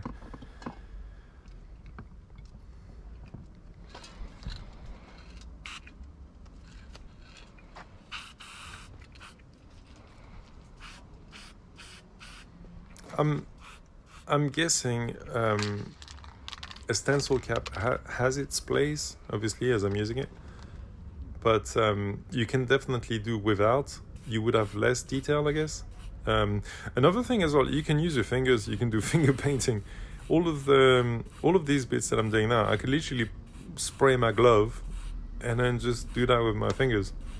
That's fine. I do that sometimes. Especially the spots, the inside the eye, the little white spots. I think I probably use my I think I use a stencil cap. but you can literally just use your gloves and just go finger painting, whatever works really. People tend to look at the finish more than the technique. I think you do the technique for you because it makes you paint better, it's rewarding as an artist, but at the end of the day, just does it look good or doesn't it? That's what it boils down to. So don't get caught too much in the politics. In graffiti especially, there are loads of politics. Just focus on doing a good job and don't worry too much about what you're supposed to do and not supposed to do. When it comes to your portrait, just follow certain rules that I'm trying to show here, but then as soon as you're comfortable, just go off-road and do what works for you.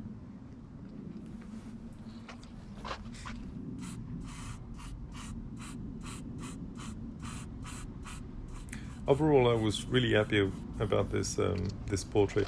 The biggest part is because I wasn't bothered every 2 seconds. It really makes a massive difference when you're painting, when you can have the piece in your mind to paint. All of those white dots that I did there, I plan to get rid of them by covering them with the white. So now I'm blending everything so it doesn't look too harsh. But the idea is now I can spray some red over the top, and then that will turn into like some pinkish kind of color, and then I can apply some white over the top again, and then that's even more 3D. So you can use the same color by just applying another color and then getting different values.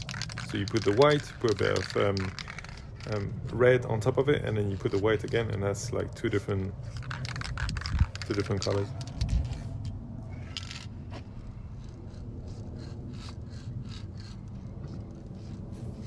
Again, this is gray.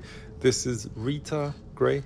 I think Rita is probably my favorite gray in this brand.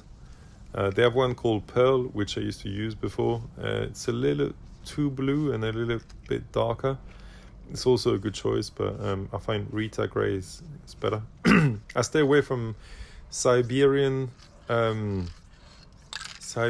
gray, which is pretty much white, and I stay away from ebony brown, which is pretty much black.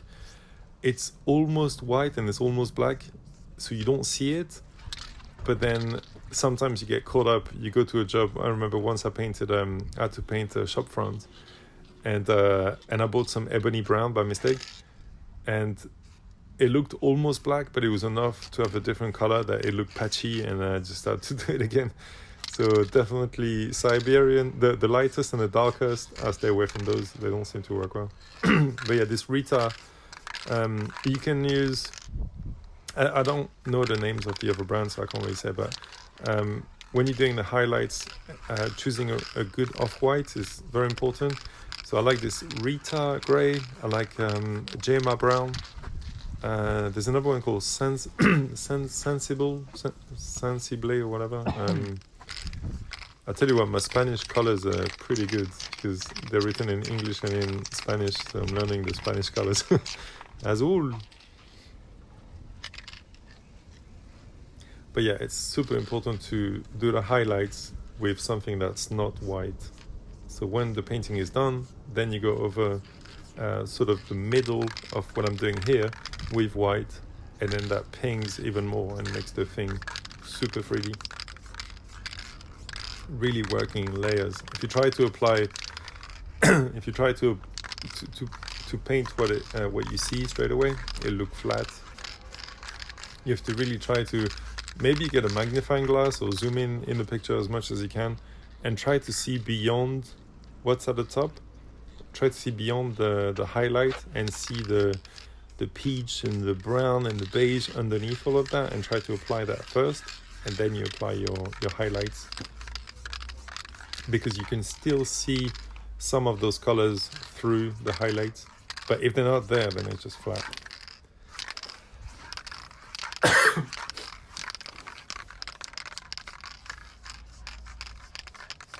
There the wind is behaving.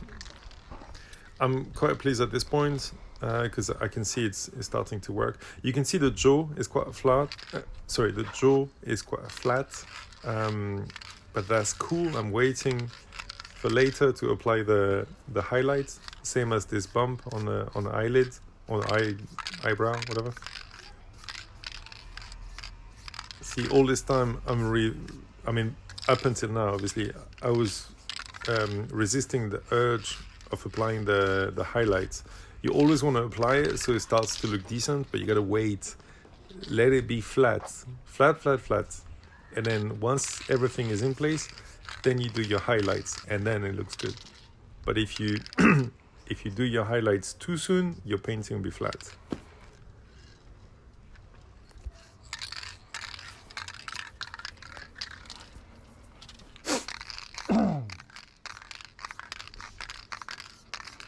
I know a lot of what you see in this video is repeats, but I'm basically doing this because quite a few people have asked me over the years to do a long video, like pretty much, well, they were saying do a full length, but I mean, that would be like 5 hours with loads of, I try to leave as much as possible, but remove all the bits that I'm humming and ahhing and all that, and then just kept as much as possible.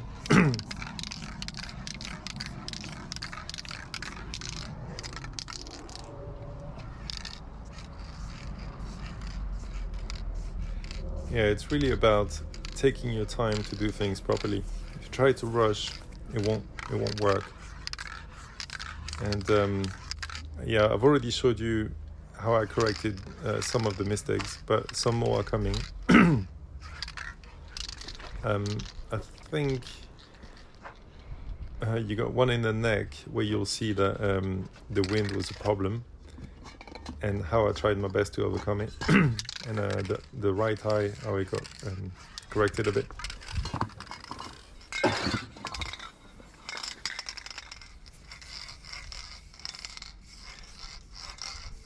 Okay, now I'm gonna start applying some of the brown, the darker brown, the shade a bit darker, to create some 3D effect, making it turn a bit more.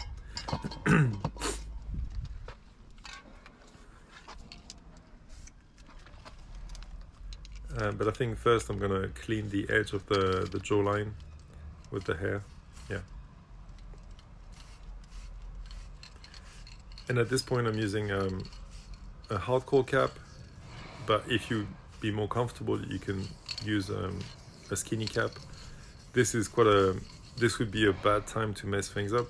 However, I actually did mess it up a little bit, and I'll show you how I fix it.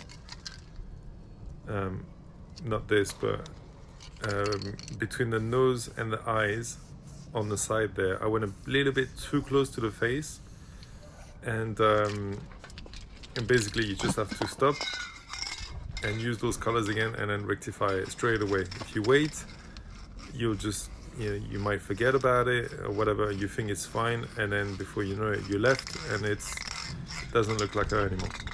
So you'll see later on, as I correct the side of the face there slightly higher, I go in a little bit too much where the cheekbone is, and then straight away I go back and fix it.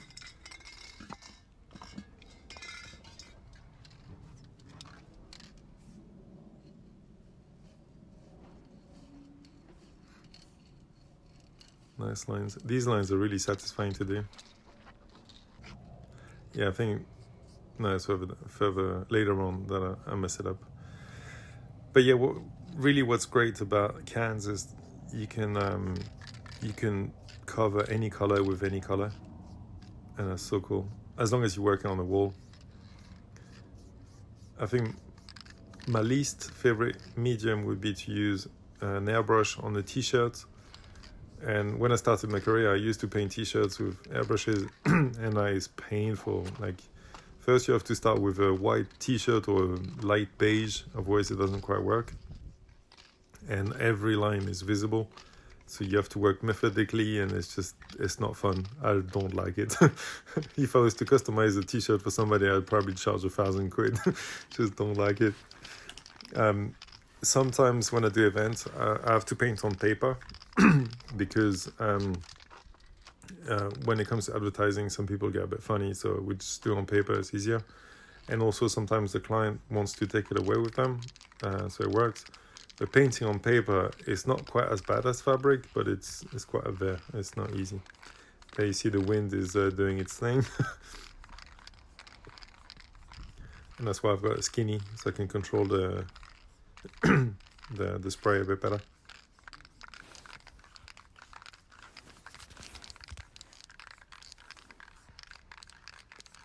Having a skinny like this is quite good. Wind or no wind, it's a good way of being progressive with your fades.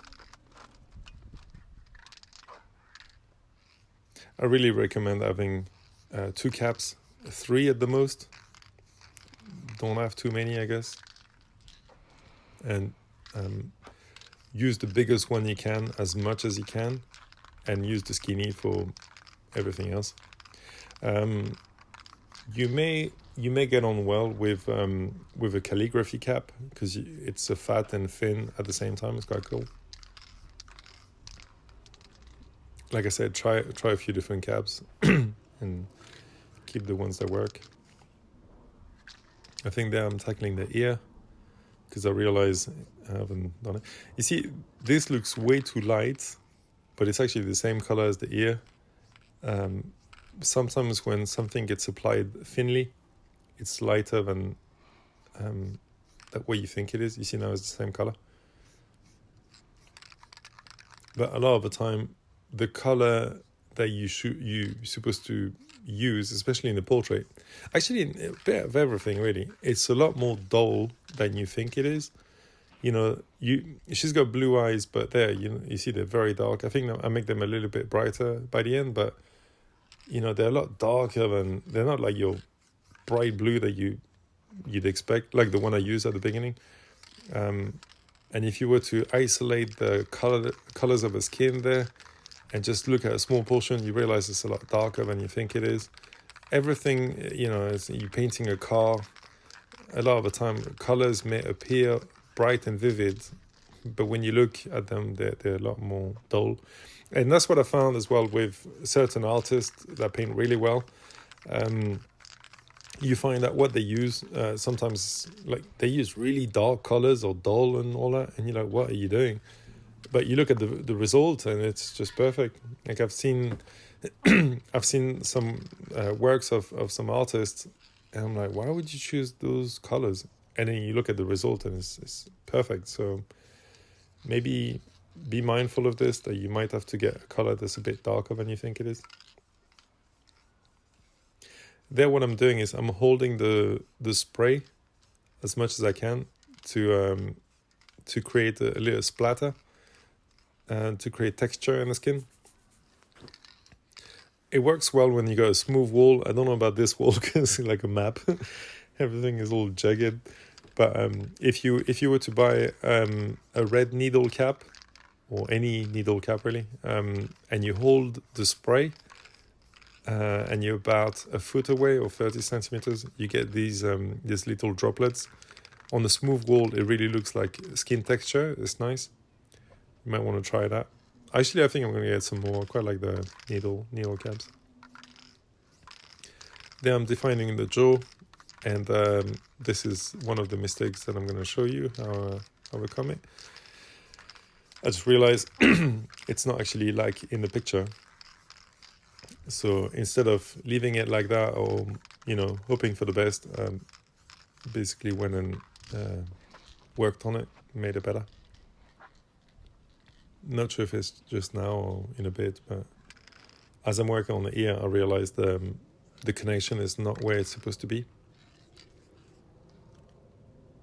When the phone is really close like this, I'm just checking for the GoPro, make sure it's still filming.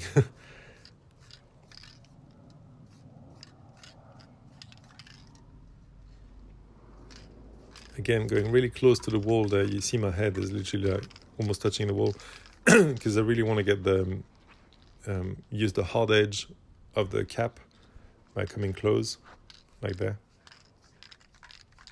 As you paint, I don't really know how to address multiple people at the same time. I guess if you know how to, say if you're a graffiti artist and you know how to do letters and stuff, you'll know how to use the patterns and how to use a cap. If you're new, obviously all of this is probably a bit foreign to you, but you learn that the angle of the cap, of the how you have the can and the cap actually together, is so important, and that dictates a lot of what your lines are going to be like. Obviously how much you press and the distance of your wall, but the angle is more important than people think when you're trying to achieve different lines. You see, I'm really like, the can is flat, nice upright, it's upside down, it's moving, you know. You see how I'm moving the can. I could have the can facing the wall straight all the time, but then all my lines would be fuzzy. So if you want to have like some good definition, you really want to angle the can in different ways.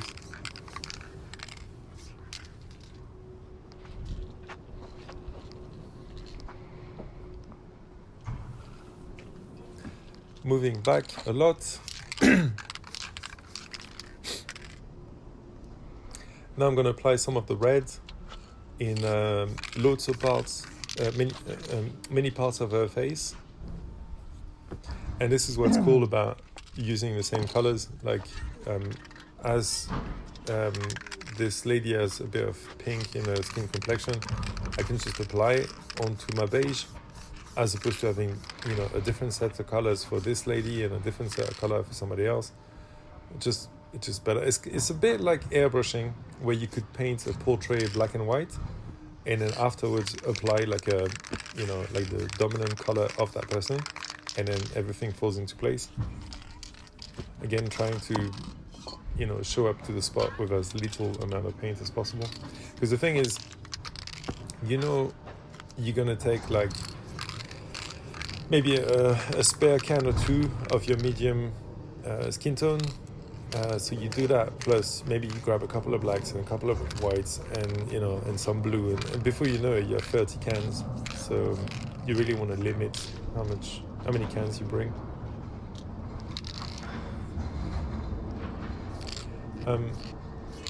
You may have noticed with the lips went back to being like the picture. At first it was I was deviating at one point, and really I corrected that just by moving back a lot, like I'm doing now. Doing a bit of spray, up, it looks okay, I move back, doing, oh no, that's not quite right, move back, I realize it, I change it, you know.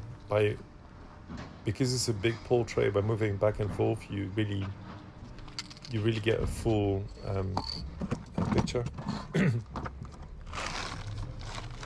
I'm a bit coffee because I was painting yesterday this massive wall, like probably about 5 times the size of that one.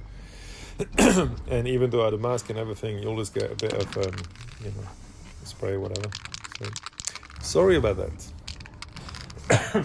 And I don't want to start and stop the recording, so whatever. Bear with me. There I'm loosely applying a color, I think it's called flood filling, to blend everything, which is what I was doing with the red over her face.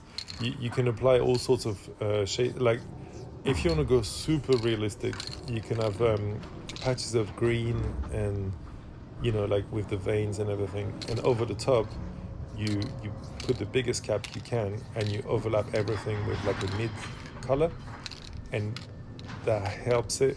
So your green has a bit of that color, your pink has a bit of that color, and everything just is more pleasing to the eye. Otherwise you'll have something realistic but a bit too harsh to look at. Then I'm correcting that line I was talking about. When I saw it earlier, I was like, all right, we'll just leave that, and I'll leave it, I'll do it later. I can't help but contradict some of what I'm saying, but not everything makes sense. And again, it goes back to learning the rules and how to break them, some of them. So with the side of the face, I was correcting it as I could, but then I was like, when I'll do the ear, I'll sort it out. And there I'm getting sidetracked doing the earring.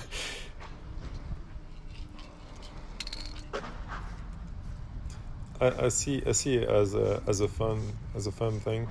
So I need to entertain myself. And if I'm doing something like the jaw, I know I still need to correct it a bit, but I'm like, I want to do something fun now, so I'll do the earring. And it allows me to step away from it. And then when I go back to the jaw, I'm like, oh wait, that's what needs to be changed. You know, if you just stare at something that you can't quite do, and you keep staring at it, your mind just goes overload, and you don't know what you're doing. So, like I was saying, paint something else, or step away, look at your phone, go on Instagram, whatever, and when you go back, pow, the mistakes will jump at you, and you'll know what to correct. But you know, a machine, if you're staring at the thing and it doesn't work, you're not going to make it better, you're making it worse. There I'm actually quite happy with the shape, so then I can start working on the tones. Starting with the highlights. There's a bit of a shadow cast by the earring. I'm doing that. I'm going to blend this just to make it not so harsh.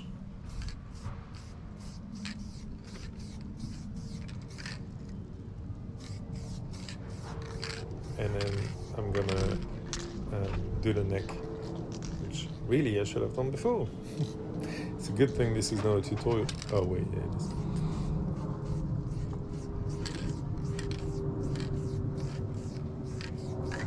Blending, and then I'll come back with a mid to dark color and redefine the shape a little bit. See those that little line I just did there? That is so important. If I kept it fuzzy, if I kept the ear all fuzzy, I think the picture, I don't know if in the picture it's slightly out of focus or not, but out of focus is difficult because it's so easy to paint something out of focus and make it look bad, basically. I really struggle with out of focus. Some artists do out of focus perfectly and well done. I just find detail and precision works, is good. But out of focus is, where's the line of, too fuzzy and... I guess you'll find some of your strengths and weaknesses. There I'm just redefining the jaw, and as you may have noticed, it's been pushed a little bit to the left, and this time it works. I think there's a bit of back and forth, but overall I'm happy with it. Now I'm just blending things a little bit. And there you go, it's rectified. You see I'm really low there because I'm angling the can up, and now the jaw's got a nice 3D effect.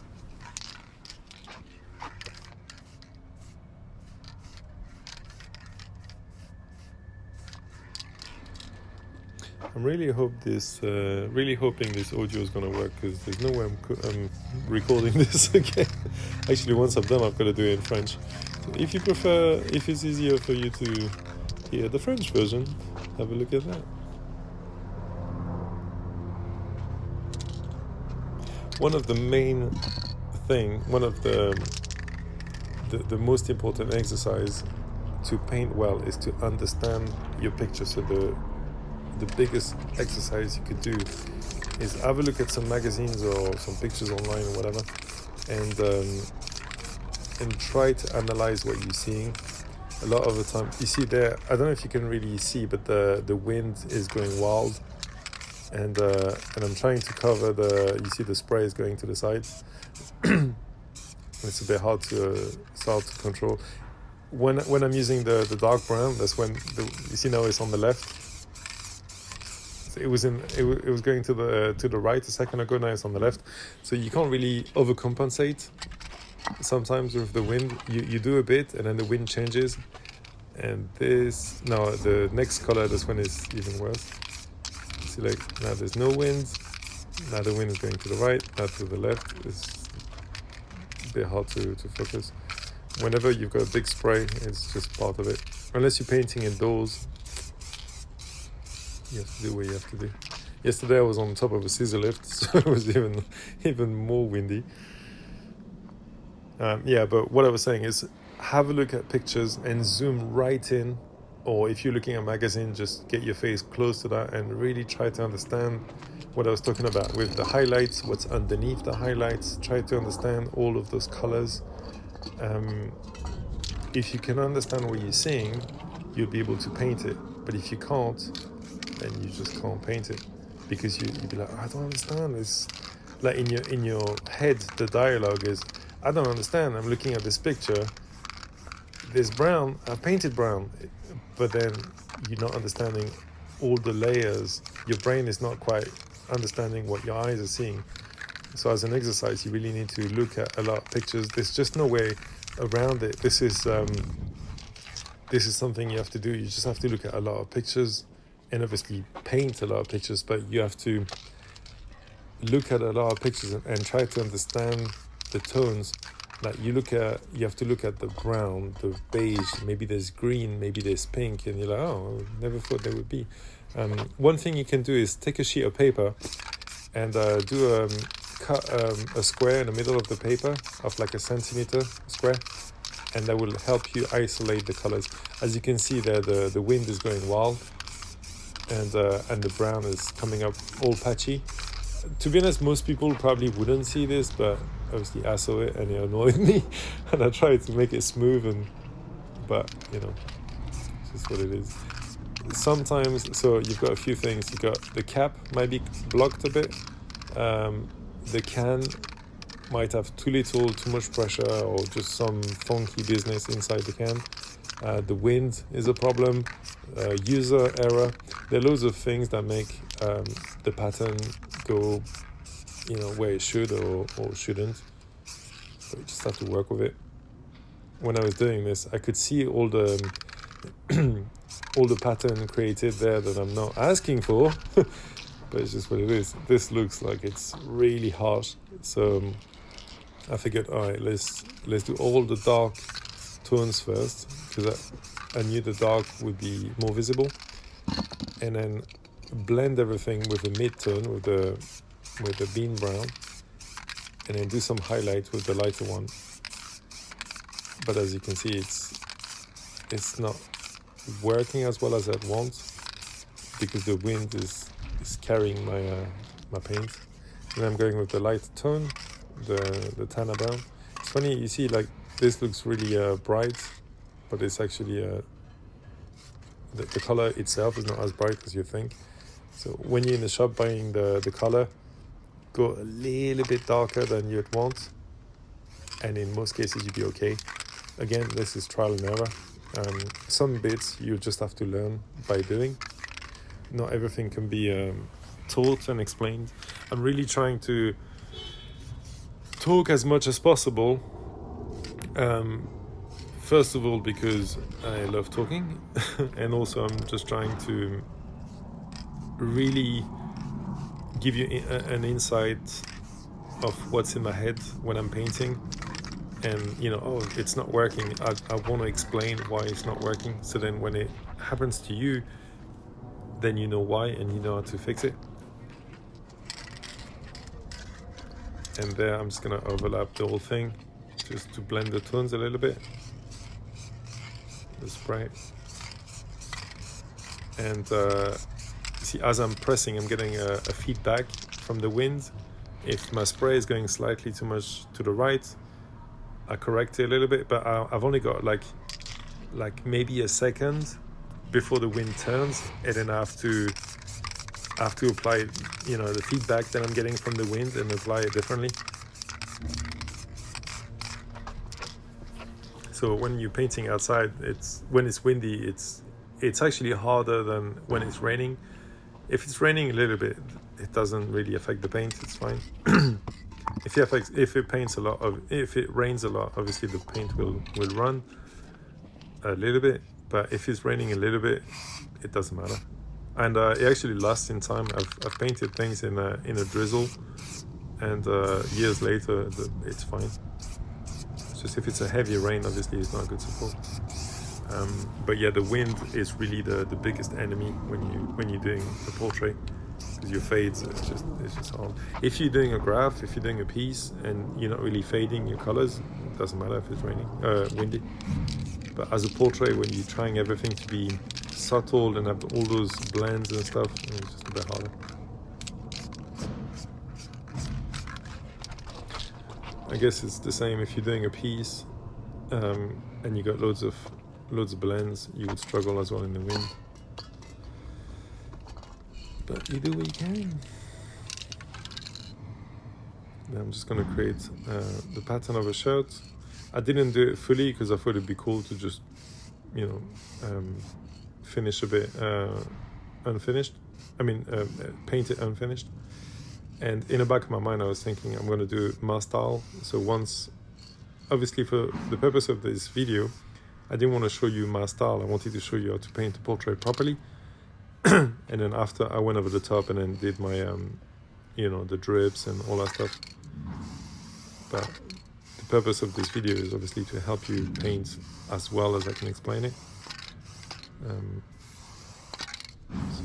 But just for this bit, I didn't think it mattered, so I just finished it like that. I think it's quite cool.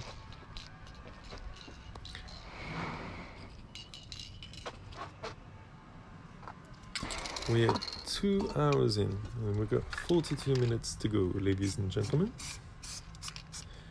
And I'm using my black with the transparent, with the hardcore cap.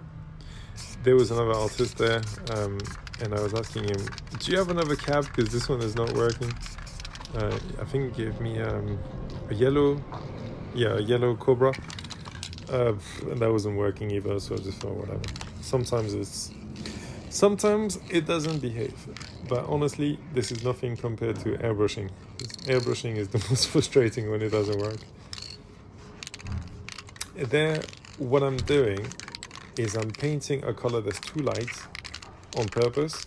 So I'm painting this this medium beige, this medium brown, bean brown, and over the top of that I'm gonna I can't remember if I use black or dark brown over the top to take it down. It's a good technique to show subtle details. So you can paint a color that's lighter than what you want to paint, and then you flood fill the whole thing with black, for example, in this case, and then what you're left with is just a few, like you'll be able to see these hairs that I'm doing now, but hardly. And if I was to do them in dark brown, it wouldn't show as much, and also I can't control how much I'm shading it. So this way I'm painting it way too light, and then I can apply a little bit of black or a lot of black to hide them as much as I want. So it gives me a lot of control. It would be like painting with like a transparent brown, for example. Actually, this brown is a transparent brown called Judea brown. It's like a reddish brown, transparent. The more you apply it, the more reddish brown you have. It's I used to paint with it at one point. It's a really cool color, but now it's just, apart from transparent black, I like to just stick to normal colors. Again, try it. Maybe it works for you. See, the hair that I'm doing is looking decent, but I know I'm gonna make it darker. Let's drink water on a hot day, and you see now the sun is more or less overhead, so I can't quite hide it. So I'm just putting it back there just to make sure the cans stay cool and don't give me too much pressure. The white mass that I left above what I'm doing there is because I knew it was a highlight. It's not actually the best thing to do, to leave this. I kind of left it so I knew where the highlight was, but it's better if you just go full black and then you do your browns and your light browns and your beige, and then over the top you do the white, so then you can see all those little hairs coming through. So I ended up covering most of this and just keeping the edges to know where the highlight is. It was a bit hard at this point to see the screen because of the sun. It was quite strong. So when you see me sheltering the phone, it's because I'm trying to see what I'm doing.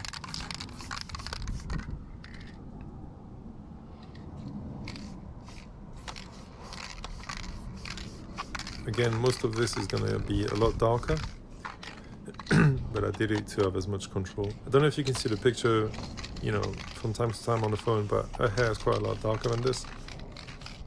But I knew I'd be able to control it easier. I'm working on the whole thing. Again, working on the whole hair as opposed to finishing the highlights on the top and then the side is not done. If you're painting hair or hairs, so say if you're painting portrait or animals, it's gonna improve your can control massively, because you end up having to start and stop and start and stop, and you're doing that thousands of times. So it's really painful on the finger, but it's really good exercise. If you're painting a tiger with loads of different hairs and colors, you will see your can control improve because you're having to do all of these little lines, as opposed to a portrait where you're doing loads of fades and a few lines. If you're painting animals, or if you're painting a guy with like a stubble or a beard, that's also good for your can control. And you always want to press in movement. You don't want to have the can in one position without moving. Then you start pressing. You always want to press in movement. That's how you get your better lines. I'm not too sure why I used the skinny for this. I could have used a fat cap to be quicker.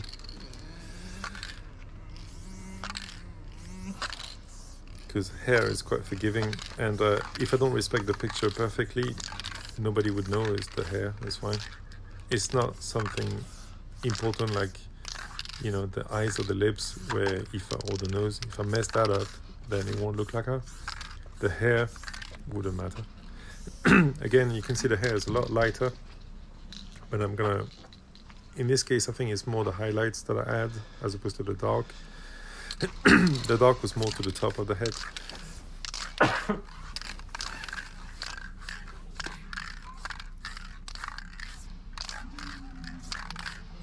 As the sun now is away, you can see the wall is in the shade. I switched, and I've got my black gloves, which I prefer because they look cool. I remember when I started painting, I used to have those blue gloves because that's what I could get. I look like a janitor. I guess now most tattoo artists have black gloves, so that's why they are readily available. But if you get gloves, don't get latex. Get nitrile or PVC. Nitrile is Nitrile, I think. They're desperately trying to get rid of those brown blotches that I put everywhere. And I think that was it for the wind. I think after that the wind behaved, but it was too late. So I tried as much as I could to blend the tones. I think it worked for the most part. I mean, I noticed that the neck could have been smoother. I think most people probably wouldn't notice anyway, but about being self-critical, when I started, I wasn't really self-critical. Like when I do a good painting, I'd be like, oh yeah, that's so cool. I mean, obviously I look now at those paintings that I thought was so good, and you know, I don't really think they're that good, but as you're progressing, you realize that your standard of what you call good goes up and up and up and up, and the better you paint, the more you demand of yourself. And now I'm really quite critical to the point that I don't really, it doesn't matter if, 100 people say it's good or it's bad. Only what I say goes.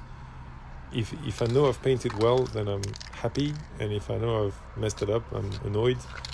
And I can have loads of people saying, "Oh, this is bad." It wouldn't matter because I know I did a good job, or "Oh, it's good." And if I think I did a bad job, I'm annoyed. So I guess it's healthy to be critical of our work, but also we have to cut ourselves some slack and not be too critical, because otherwise, instead of being a fun thing to do, it becomes a chore. And if we think that everything we paint is bad and the next artist is better than us, then it's not a healthy thing. So I think learn from your mistakes, know when you're doing good and when you're doing bad, but do pat yourself on the back when you think you've done a good job. And when you think you've messed up, just don't stay like that. Just go the next day if you can or whatever, and do a better painting. Some of my best paintings I've painted the next day after doing something horrible, and I was so frustrated and annoyed, and like, I'm not having this. And I would go back the next day and then do either the same or a different picture, and then really, try to nail it as much as I could. Do a good job. Normally on a video, there's no way I would leave all of this because it's very repetitive. But I figured I would leave as much of the painting as you would come across when you paint it. So now you saw the hair briefly is very light, and you'll see now it'll give me all the control that I need to make it as dark as I want, and keep as much of the hair strands as possible. You see all the little strands, especially on the right hand side. And then I can put a fat cap and then just blast some brown over the top as I want. And as the wind pretty much died down, then I'm okay. Now I'm working on between the lip and the chin, just darkening the whole thing. But I'm applying it very lightly by pressing fully on this is a skinny cap, so I'm pressing fully on the skinny cap, but I'm moving fairly quickly, so then it gives me a mist. If you press a little bit on the cap, then you get a coarse line. This is the hardest to do, to get a fine mist and apply it where you want to, because you have to be quick and precise, and that's the thing that will probably take the longest to master. But eventually you'll get it, and it's a useful tool to just press fully with a skinny cap and get this tiny mist, and then it almost works like a transparent color. And there I'm applying the highlights where I left that zone. I just kept enough of the outside of that shape that I had, so I know where to put it. But it's pretty much covered, so it doesn't look, so it doesn't come through. It's only there for me to see where the highlights should be, but I don't want it to be visible when it'll be done.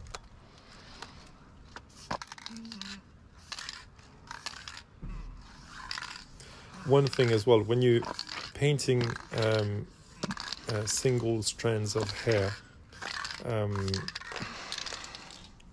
don't leave too much black in between. You see, like now I'm adding some of the light color, but in between you've got the beige brown, and then in between I sort of dusted a bit of that beige brown, so it's not jet black in between. If you see jet black in between, it would look like she's got wet hair. If that's the look you're trying to do, that's cool. But if not, try to do more of like a wave, more like a body of hair. And it looks more like the pin-ups and stuff like that. It would have a thick hair. You wouldn't see individual strands, just a few highlights. As this is a big portrait, it's fine. I can push it more. if it was smaller, then obviously if I did this amount of strands, it would look like she's got wet hair. It's the same with highlights. If you put too many highlights, it looks like the skin is greasy. If you put too many highlights in the eyes, it looks like the person is crying. So adding detail is great, but you have to do it in a certain way, otherwise it doesn't work. And again, I'm using Gemma Brown. Actually, I don't know. It looks like the light grey. They look very similar anyway. In the picture, there's no way you'd be able to see the difference, but it's definitely not white. If it was white, it would be too harsh. And even if it's fine, then I can't go any further. If you're on a budget and you don't want to buy too many colors, what you can do is you can do what I'm doing now with white, and then you can dust everything on top like I did with the lips. You can dust everything with a brown or a beige, and then you can use the white afterwards. So then the white that you do now would be dimmed a little bit, and then you do the highlights on top. That's also a way you can paint, of course. You just don't want to apply the highlights too soon, basically, as the final highlights.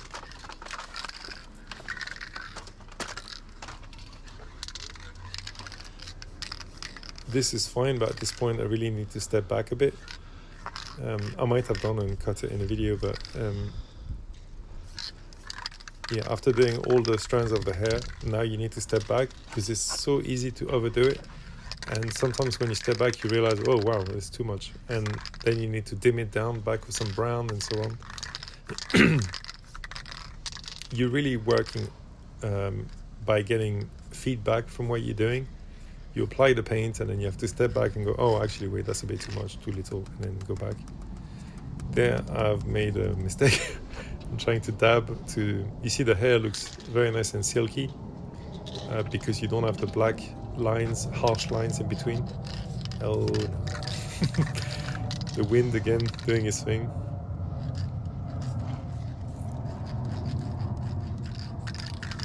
And then I'll make it worse.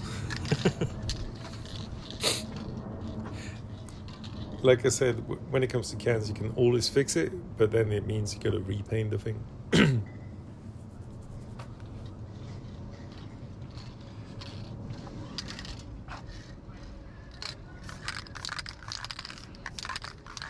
And now I'm starting to apply the highlights where they need to go. And the reason I'm saying keep this until the last minute is you really want to work on your background colors and then do the highlights. If you do it too soon, it's you can't go back, and the only way to go back is you have to repaint the brown and the beige and all of that, and then finish with your highlights. At the same time, when you do those highlights at the end, you really don't want to mess up, because if you mess up, well, you got to repaint the whole thing. But don't focus too much on... Again, I'm talking to two different crowds: people that are used to painting, maybe different things like letters or whatever, and people that are new to this. Don't worry too much about the failure; it's part of it, and don't take something that doesn't work as a failure necessarily. Just you're painting with something difficult. It's a spray can. It's got its own thing. It's not a brush. You can control it as much as you can, but so if it doesn't work because of the wind, or maybe you press too much on the cap, it's just fine. Just keep working. Focus on getting better at it, and then getting pleased with what you're doing, being pleased with what you're doing, as opposed to, oh no, I messed that up. You will mess up. I guarantee it. We all mess up.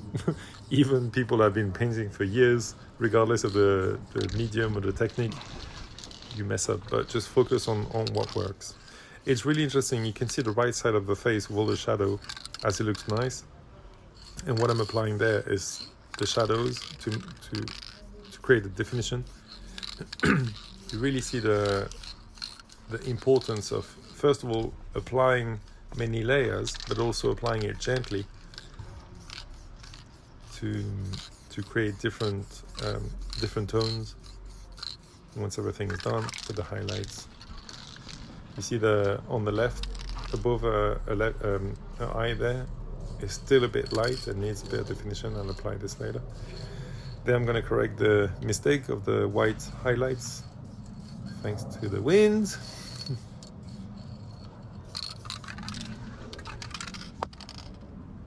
And I think it wasn't working. I think I just applied loads of paints and then redid it, because I was trying to apply it gently, but the wind was still taking my my spray where it wanted to.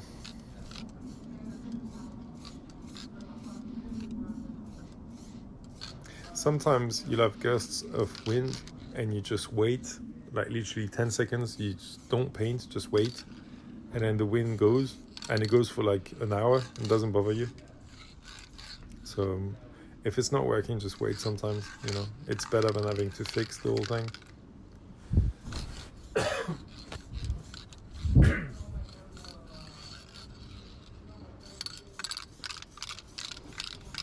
Then I'm applying the skinny very lightly, very gently, to apply some tones very gradually. I'm starting to like how it's turning out.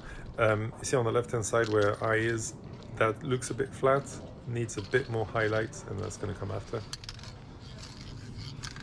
Oh yeah, I think a jawline needs a bit more definition as well.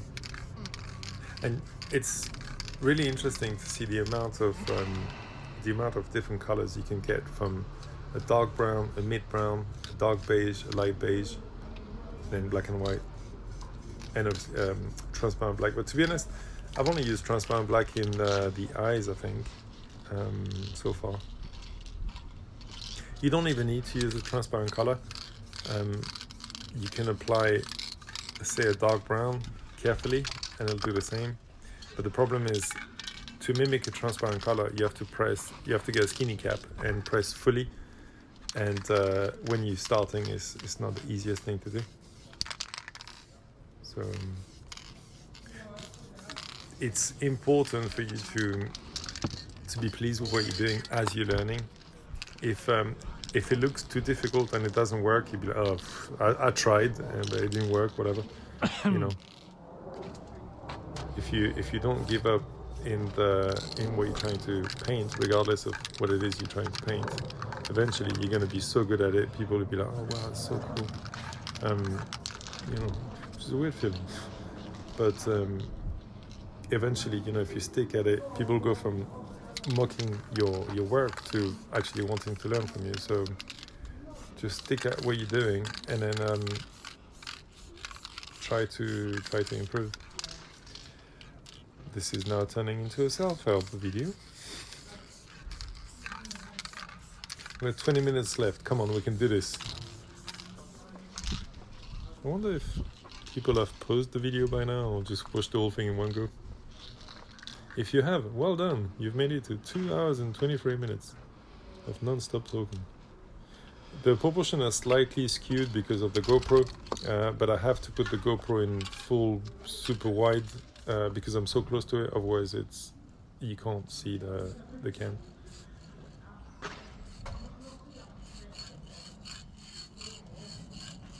I really like those when you're there and you're doing the little touch-ups, you know, the little fades, and then you're just doing a tiny bit of something and it's improving the picture massively. It's such a buzz. It's cool.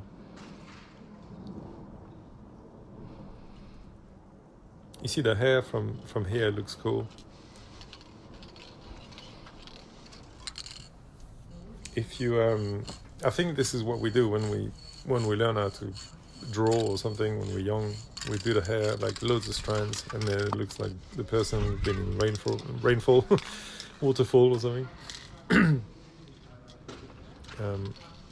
Most of the time when you paint hair, like people's hair, you would just do like a thick body of hair and then just a few strands, not even this many.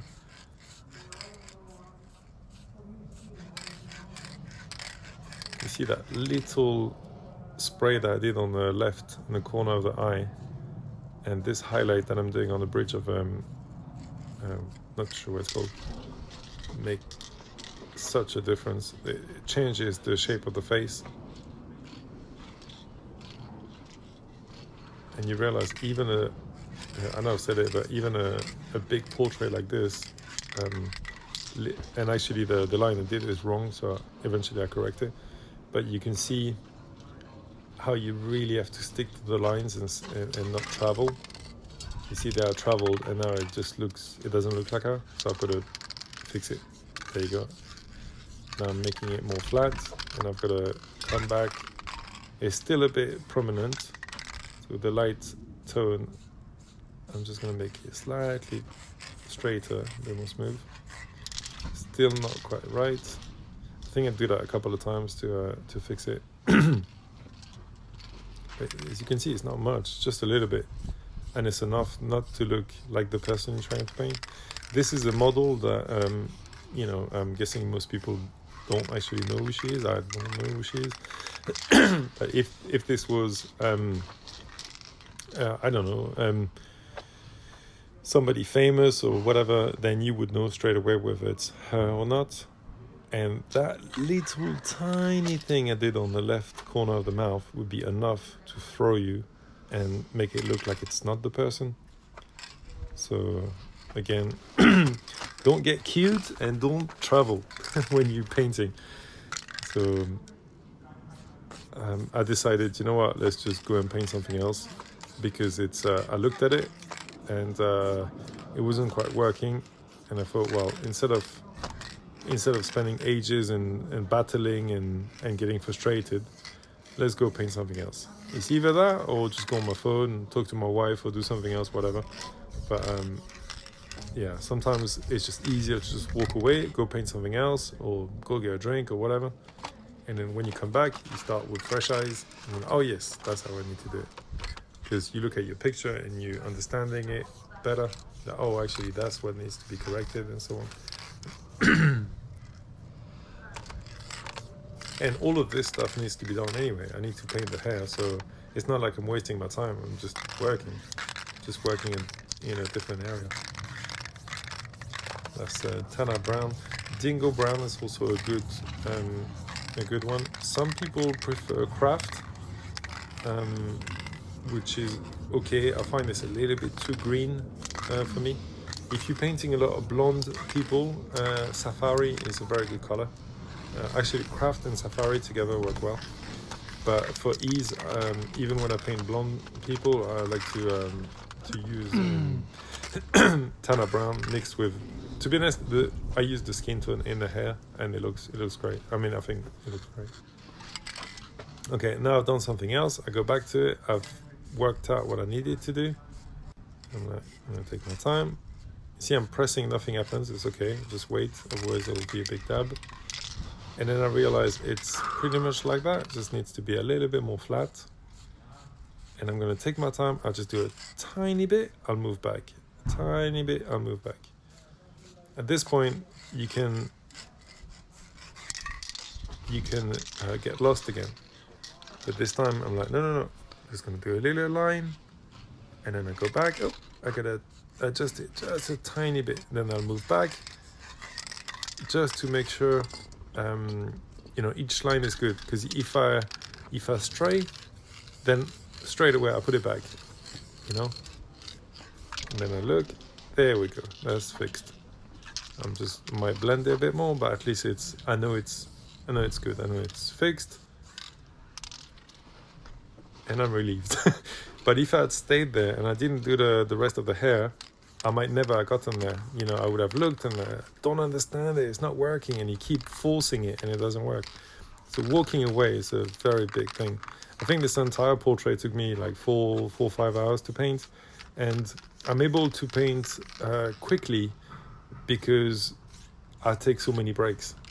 Like I said, I cut them out. They're not long breaks. If I've got to paint very quickly, then I might take, I don't know, like a 20-minute break. The faster I've got to paint, the more breaks I take and longer breaks I take, because then I give it 100% for 10 minutes, then I walk away, then give it 100% 10 minutes. But if I was to paint on it all the time, I start 100, then I go to 80%, 60%, and then I start painting slowly. I make mistakes, whatever. So if I've got a bad deadline, then I'll just take a lot of breaks. It doesn't make sense until you try it, and then you'll see it's quick. So you paint a little bit, you walk away, you start with fresh eyes, give it 100%. You need to have the right music.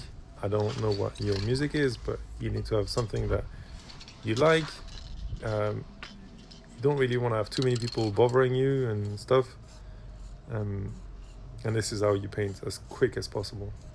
There I'm doing some beauty spots, again to add realism, because a person would have a few spots and marks and stuff. If you're trying to make it too smooth, like a porcelain doll, then it doesn't look real. So all of this stuff helps. Obviously, if somebody has a pimple, maybe don't paint it, but all of this stuff is really cool. Some of those, oh, that was the ladder. That's why I like to do the top also, and then finish with just the bottom bit, so I'm not pressing on the ladder, because as I press on the forehead or whatever, I'm removing the paint.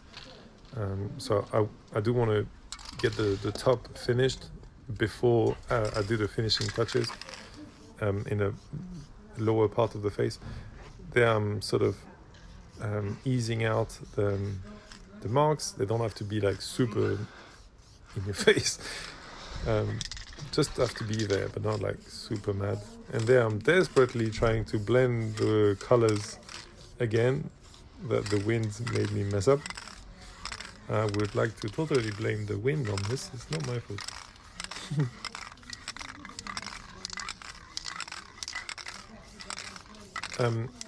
If this is going to be your first portrait that you paint, I recommend do something about half the size of that one.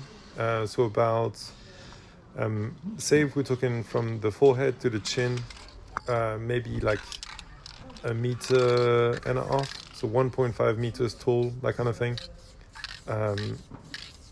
Maybe even a tiny bit smaller. Don't go too small, because then it's even more difficult. But maybe don't go this big. So yeah, about 1.5 meters square. Do a portrait in this, and it'll be the most forgiving and the easiest to paint. If you do like, 0.5 meter square, that's the most difficult. A big portrait like this is a lot easier than a tiny portrait with spray can. So don't go too small as you're learning, as you're practicing, or you'll find it a lot harder. If money is an issue, once you've traced, as I traced before with the numbers and all that, once you've got your lines, you can go and get some paint. You can get some wrong mix. If you go in the UK, you can go to B&Q or Leyland. In the US, go to your Home Depot, all that. And whenever people mix paint, there's always some mistakes. And then the shops have to sell those paints, so they sell them at a massive discount. So sometimes you'd be lucky. They'll have some skin tones, some brown, some beige, all that. So get those, and then you can fill in the face as much as you can. Like I did with the grey roller, you can fill it with like a medium skin tone, and that will save you paint as well. So you can do that, and then just use your cans for the details and stuff. That's one way to save paint. Because as you're learning, I mean, this is quite expensive. You use a lot of cans, and it gets expensive quite quickly. So when you paint and you're disappointed with your work, it's quite frustrating. So you want to save as much money as you can as you're learning. I remember when I started this, I was so broke. I used to go with like 4 cans. That's all I could afford. And even now, I'm always conscious about not spending too much, not using too much paint, and also it allows me to paint quicker. So you really want to be efficient. If this is something you want to do look at that, it looks very nice. I'm very happy with this one. As you learning this, if you want to do this for yourself, then obviously it's fine, it doesn't matter. But if you want to do this for a living, you learn that being precise and quick is an asset, because your clients, a lot of the time, you know, they will tell you you have 3 hours and then you've only got one, and you got to do things quickly, and you know, and people are in your way. So painting quick is definitely a plus. And now I'm just applying the black sparingly to add a bit of definition, not too much, so she doesn't have wet hair. And I'm darkening the strands of the hair, so then it looks more like her hair color. It's a bit more brown than a hazelnut. So I'm just, now it's a bit broad. I'm not really focusing on skinny lines. I do some to have like those nice highlights, but I don't do too many. I just focus more on darkening the whole thing, giving me as much control as I want. We can still see the 1 and the 2 in the background, but I'll paint over that in a bit. Don't know if it's in the video, but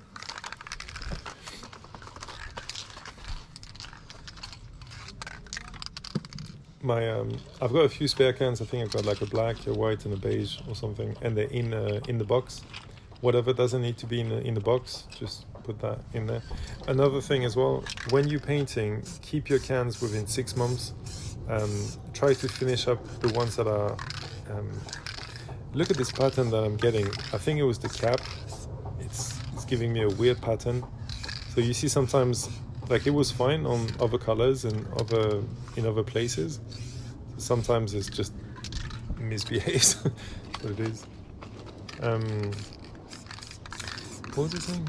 Oh yeah, now I've got a big cap and I'm flood filling everything to darken the entire color. So then it works better, and then it helps that I'm doing dark at the base, so it makes it look like it turns better. So that's cool. Yeah, use up your cans within 6 months if you can. Otherwise they start misbehaving, they don't work as well. Sometimes they do, but a lot of the time the paint gets gunky inside and it doesn't work well. So if you have 2 browns, like the same color, and you have a spare, make sure you finish one before you start the other. So then you don't have loads of empty cans at home.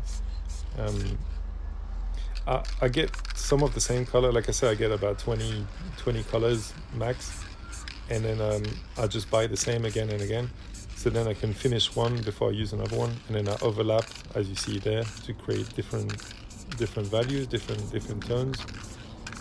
It works a lot better than having Marrakesh and chocolate and coffee, you know, all these different colors, and then you got 10 or 20 cans on the go, and then now they're starting to get all gunky. And when you're painting, everything is, you know, it's not painting properly. So I still didn't fix that bit,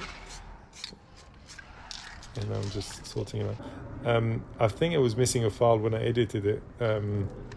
I couldn't find the bit where it looked like it smoothed it. Maybe I didn't film it, actually, I don't know. But you sort of see it goes from me fixing it to then it's fixed. No, I'm kidding. I asked another artist to fix it for me. Yeah, no, I don't know. Maybe I forgot to record, or I was out of whatever. But it's the same thing. If you make a mistake like this, you start again. You go you go with your dark color, your medium color, your light color, and then it's all fixed.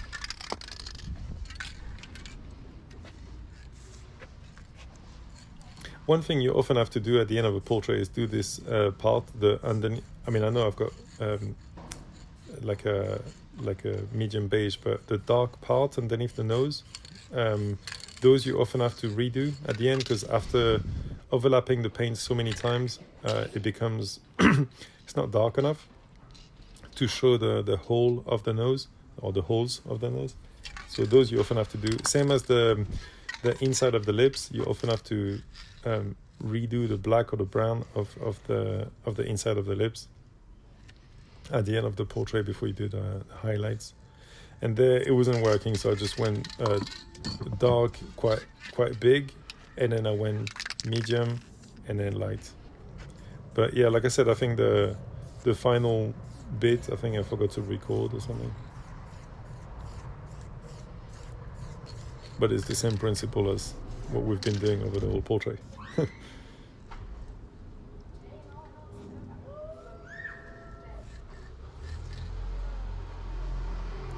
applying it sparingly, taking my time, blending everything together. And you see the GoPro making everything skewed, but when I'm close to the wall myself with my own eyes, it's also a bit skewed. So again, that's why you really have to step back and forth. Like, I said it many times throughout this video, but I don't think I even said it enough. You need to, yeah, you see it jump there, and then I didn't have the last bit, but whatever. And now that everything else is done, then I'm going to do the highlights.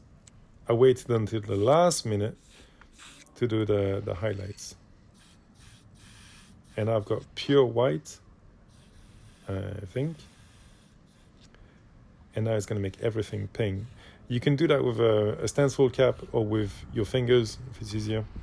And look at the difference between the eye on the left and the eye on the right. How much it pings just by waiting until the very last moment to do your highlights.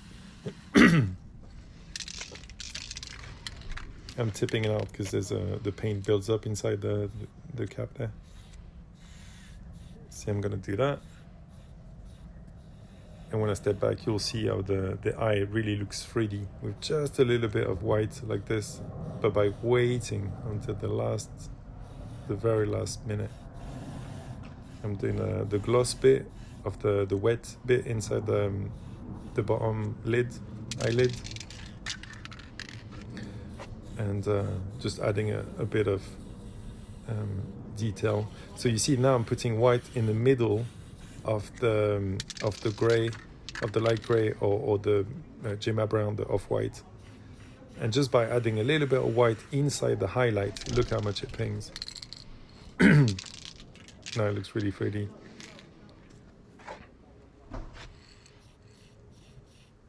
But it only works if you're waiting until the last minute. There's only 2 minutes left in the video, but in real time, I think it was like 10 to 20 minutes. And I really waited until the very, very last bit. If you do it too soon, your portrait will be flat. And if you do too much, it'll be weird. I'm just cleaning the cap.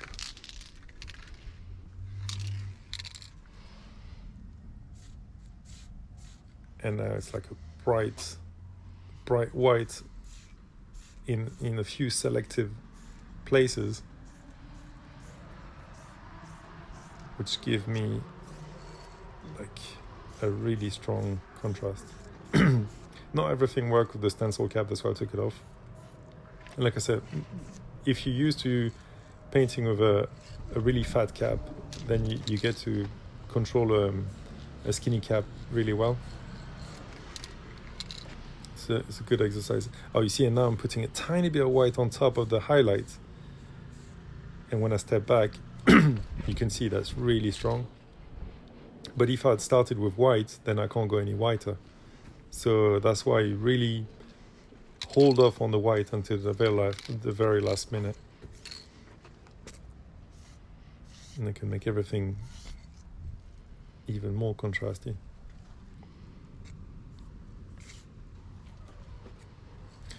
And that's it. That's about all there is to it. So if you try, well, hopefully you try and paint your own portraits. I hope it works out. If you got any questions, just feel free to send me an email or send me a message on Instagram or whatever. If you're struggling with something, really don't hesitate. Send me a message. And hopefully it works out. I hope you liked this portrait. And like I said, I hope it's going to be beneficial to you, whether you do this as a career or just as a hobby. Yeah, that's it. Thank you so much for watching. See you on the next one. Bye.